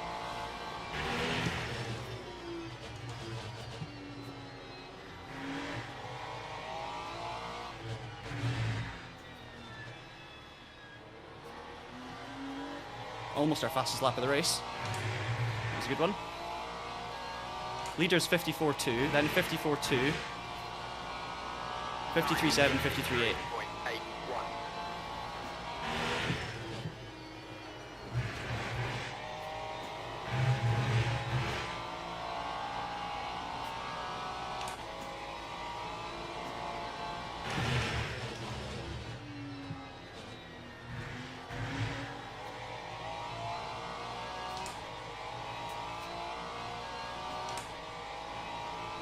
9.5 minutes to go. I'm enjoying this one, guys. Hopefully you are too.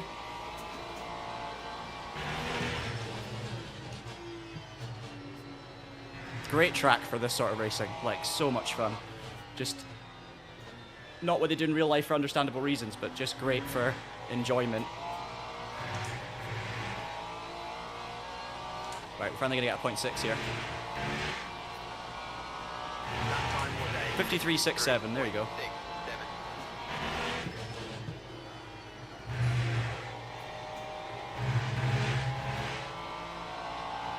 2.5 seconds off of P2, guys, it's happening.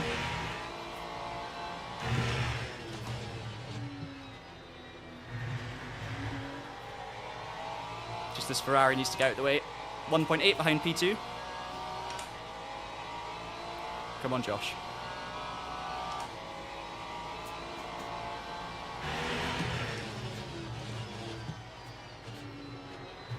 Oh, this could cost us. We're on the outside. Please back out. No, that's unfortunate. Just no one's fault. But those two are going to battle, so that's fine. I just wish I was closer to Josh to pick up any pieces here. 54.12.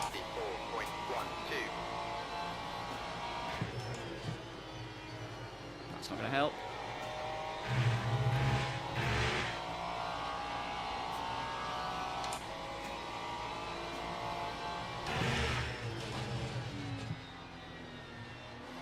That's why I want to be there to pick up the pieces. That is your battle for P2. But the Mustang is struggling. Let's see if he tries to retaliate. Yeah, agreed, Ica.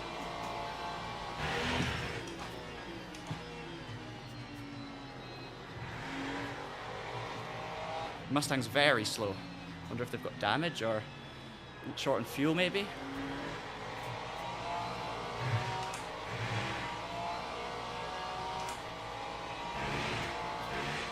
Josh is gone, so it's now just me versus the Mustang for a podium. But I would take a split one podium in GT3 racing around here. I was expecting to try and push for a top 10, so.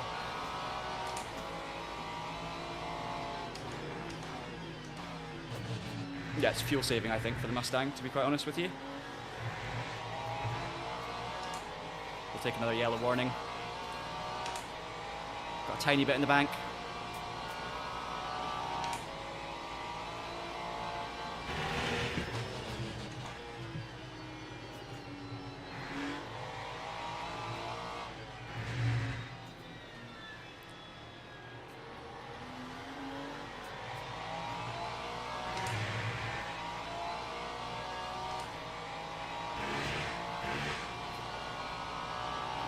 Be careful in traffic.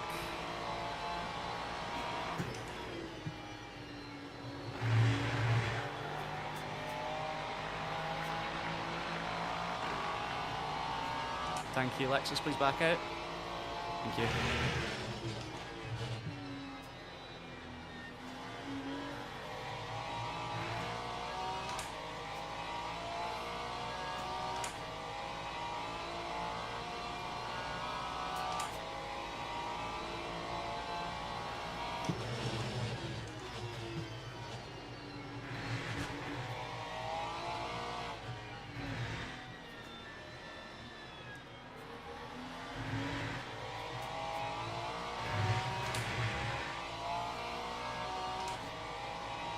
Today has been a good day for Le Mans Ultimate. Like this is sort of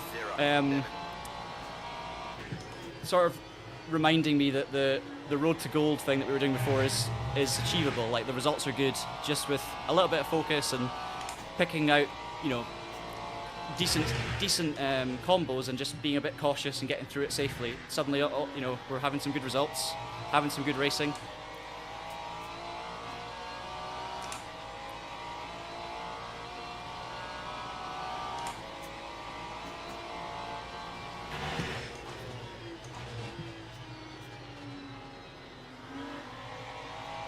Thank you, Lambo. Oh, yellow flag. Not the leader.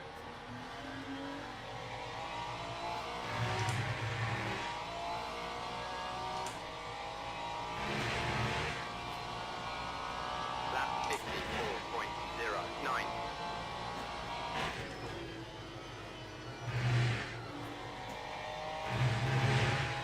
So as long as you keep one wheel inside that white line, track limits are fine there. More yellow flags.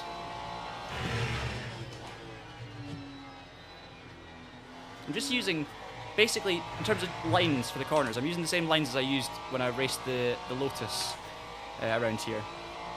Like, I'm just kind of channeling the real world thing. It's like leaving, if you're new to this layout, you want to leave a little bit more room. We were talking about that right-hander before the back straight. Now, I don't know what that corner's called now, but it's basically what is normally the entrance to Maggots Beckett's. You want to get over that curb on the left-hand entry. You just want to try and open the corner out a little bit and turn in later. If a lot of people go in very narrow, I'm not saying that my line's the best. I'm clearly not the fastest, but I'm close to decent pace. But for me, always when I'm racing other people, that line seems to work. Like, I seem to gain quite a lot through there. We'll ignore that moment. Make sure I'm going to lift now for the track limits. Yeah. This corner here. So what I do is I make sure I get right up on the curb, and I just kind of turn left first, so I'm all the way out a bit wider, then come across onto this curb. And you can just get on the power so nicely, get the extra rotation, and you carry that speed all the way out. That was quite an extreme example I just did. But that's how I'd recommend trying that corner if you're just learning this layout for the first time.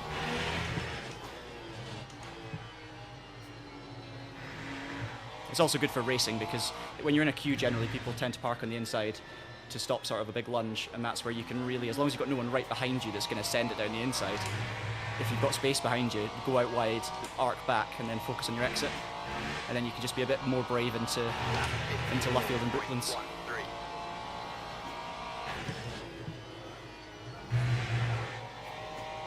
First time I've hit the apex in a long time.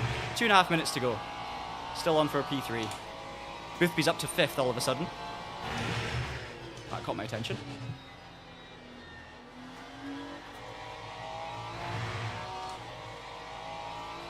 .4 seconds back, but with only 2 minutes to go, I think we should be okay, as long as I don't mess up.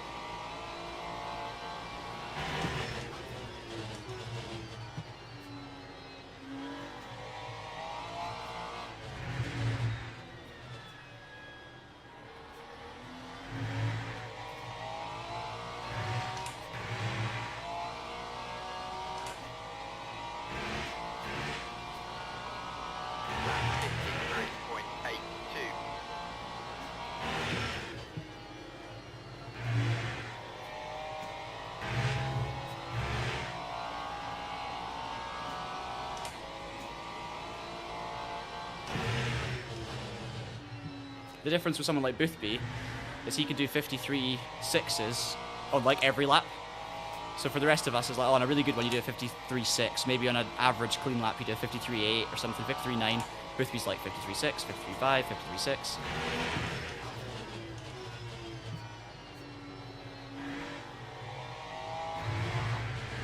53.6. BOP seems pretty strong though, based on the fact that there's lots of different manufacturers that have been competitive. There's Porsches, BMWs, Mercedes, Ford, all in the top 8. Ferrari, obviously. Everyone seems pretty closely matched. Just that Beamer on the straight was a nightmare earlier, but that could have also been set up. Not just BOP. Someone's out of pit. Someone's out of fuel behind.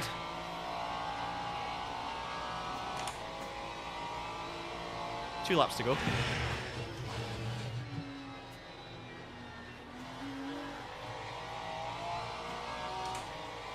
This is a battle for P21 ahead of us, so let's not lose time here. We need to get through this one cleanly.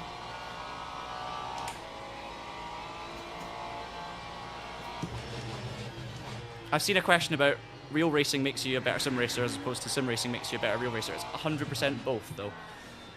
100% both.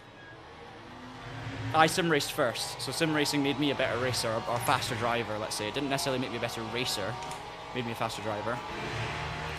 I was more comfortable learning. Thank you so much to that car for getting out of the way, despite being in a battlefield position. That's very kind.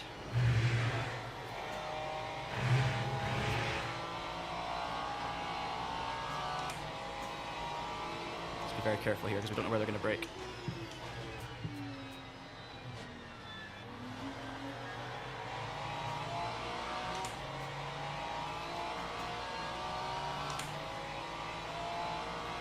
But there's a lot of interchangeable stuff, but they are ultimately different as well. It's like some stuff's interchangeable, some's very different. You've got to kind of decipher what's what.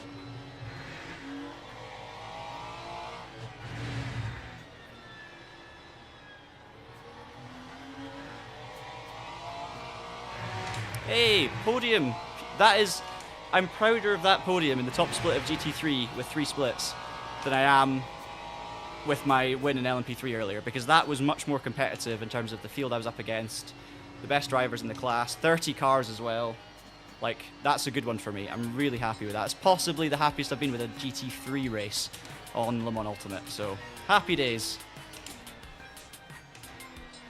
I haven't seen that specific video, Ica, so I'm curious. Boothby beat to B in the end, so up to P4. So we're between Howells and Boothby. And we got P4. Someone said I was going to finish 4th or 5th earlier, and I laughed it off and said that's too ambitious. But P3 in the end. So there you go. Can we look at the chaos? Astrovor, welcome back. Good to see you in the chat. Yeah, of course we can. Of course we can. Ross has eaten his words. Yeah, to be fair, Boothby did spin on lap 1, right? So, yeah, let's watch the chaos on the opening lap there. Actually, before we get kicked out, let me just see the... We only rookie badge? Yeah, no, there's one other DNF. There's 2 rookies. Alright. Let's see then. Opening lap. I'm just going to go for the kind of chase cam view. I've got the wrong keyboard to be able to move this camera around, unfortunately. You can do that though.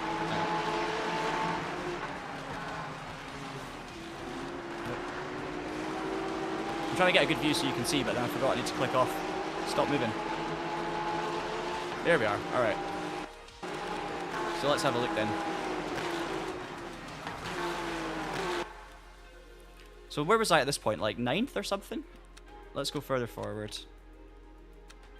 See what happened. So Boothby 2nd in the Porsche. Other Porsche defends the inside. Boothby then sticks the nose down. And then the other Porsche turns in. Yeah. What do you think? It was unnecessary on both, I'm going to say that. But, honestly, the Porsche in front, driver unknown is the name. Genuinely, if that Porsche it went left, and it shouldn't have gone left. It opened the door, in my opinion. And yes, you can say that this isn't an overtaking corner, but lap 1 of the race, Boothby's got a little bit of an overlap, and here, at this point, I'm sorry, but if you've gone all the way to the outside there, you cannot expect P2 to just completely slow down. That's just my opinion. And at this point, okay, Boothby at that point does run a little bit wide, so I'll give him that. He may be... It's just the car in P1's turned in, and yes, he didn't necessarily do much wrong, but it was inevitable that that was going to be an accident, right? Taking your regular racing line into turn 1 when you've got no gap, it was basically an overlap, you're just opening the door. It was unnecessary, because at this point, yes, I'm paused, but you have to say, as long as Boothby makes the apex, Boothby's got a right to that corner, in my opinion. And I'm quite an anti-aggressive driver. I'm not very aggressive, but that's just my thoughts on that one. The Mustang, absolute field day for the Mustang, who just drives through. We'll go back in the field to moi. There's also an accident happening on the left here. Look. Probably an avoidance. Yeah, but everyone's on the brakes, so no one's fault there. They were just trying to avoid the spinning Porsches. So I got very lucky, and I backed off, went to the inside. There's Howells behind me. don't know if I needed to go left here, I'll be honest. I was just, at that point, I was feeling so much confidence. I saw I was almost in the fringe of the top 5, and I went, you know what, let's just find some space, attack it, but very quickly realised that's a bad idea, so you'll see me back out. I was just trying to scare everyone. Then, sort of, when I saw it was 3 wide, I lifted, and that allowed 2 cars to basically go by me. And then there's more contact up in front. Everyone did pretty well there.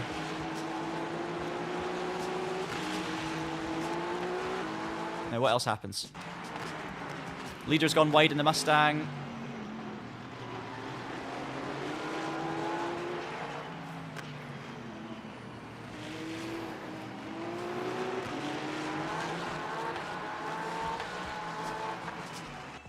Ah, what happened here?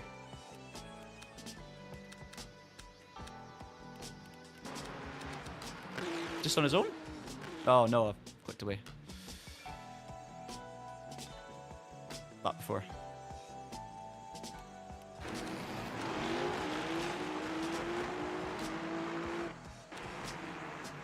Yeah, just a mistake, I think, from the BMW.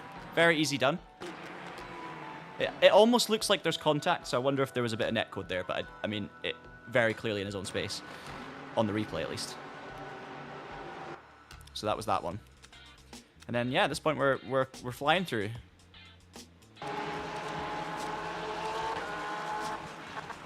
Howell's behind me at this point as well. But Howells is going to get this wrong. So at some point, I've had an instant... Oh, Howells has gone off. I've not had an instant win.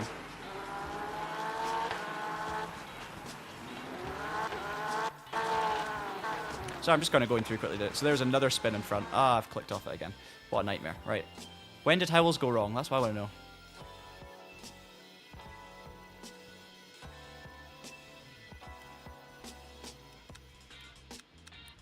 And then one other incident we'll look at once I've seen this is when the BMW went off. Oh, are we crashing? Yeah, we're gone. Oh, well, it was fun while we lasted. Anyway, good analysis. Let's have a look at the results. Fastest lap was a 53.50. So there you go. Jack Howells 53.50, Boothby 53.53, but then 53.7, 53.6, 53.7, 53.8, 53.9. So I was up there pace-wise. Julius Gonsheimer was a 53.5, so that was fast.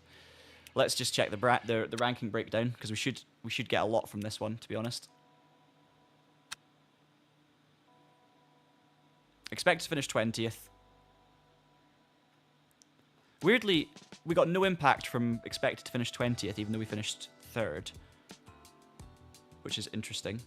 3rd of 34, big impact gain. Beat 17 drivers with a higher ranking, lost to 0 drivers. Qualifying 9th was fine. So yeah, it was. I don't know why that is not something that has an impact, because we're expected to finish 20th. But there you go. We're getting quite close to silver 2 again, so that's nice. Okay. Well, that was fun. Thoroughly enjoyed the stream. Hopefully you guys enjoyed it as well. Sorry I didn't see many of the chat messages there during that last race, but I'm seeing some lots of names coming back. Tukin, NY Vice is here, Astrovor, good to see you again. Hooded Hoax is still here. Obviously, Ica throughout the whole thing. Thank you so much. Turge has been here too. Ross has been here. We've had all sorts. Davidson Pratt is back as well. Nice. Hopefully you're having a good day and a nice week. We're only halfway through the week. A bit of an earlier stream than usual this week. But I don't know the plans for the rest of the week. We've got very busy time ahead, and there's also bank holidays and stuff. So I don't know if this will be the only stream of the week. It quite possibly will be. But hopefully a couple of streams next week might be on the cards. We do have a special event next weekend, which I'm really hoping to do. Ross, if you're still watching, I'm thinking me and Ross might team up again and try and win the Road America 500 on iRacing in the old classic Nissan GTP. And give that a good go, because we're owed a win there. We did that special event a few years ago. We've talked about it on stream a few times, and we put the car on pole. We led a lot of the race, and then about 10 laps before the end, and this was like a long endurance race, 500-mile race. I stacked it. I stacked it with 10 laps to go from the lead, about a 40-second lead. So yeah, bit of redemption needed. So maybe we'll jump in that next week, and maybe we'll do something else earlier in the week. We'll just have to wait and see. Thank you so much for joining. Hopefully you enjoyed. We'll see you all again soon. Have a great rest of the week. Enjoy Le Mans Ultimate. Enjoy version 1.3. And I'll see you again soon. Bye, everyone.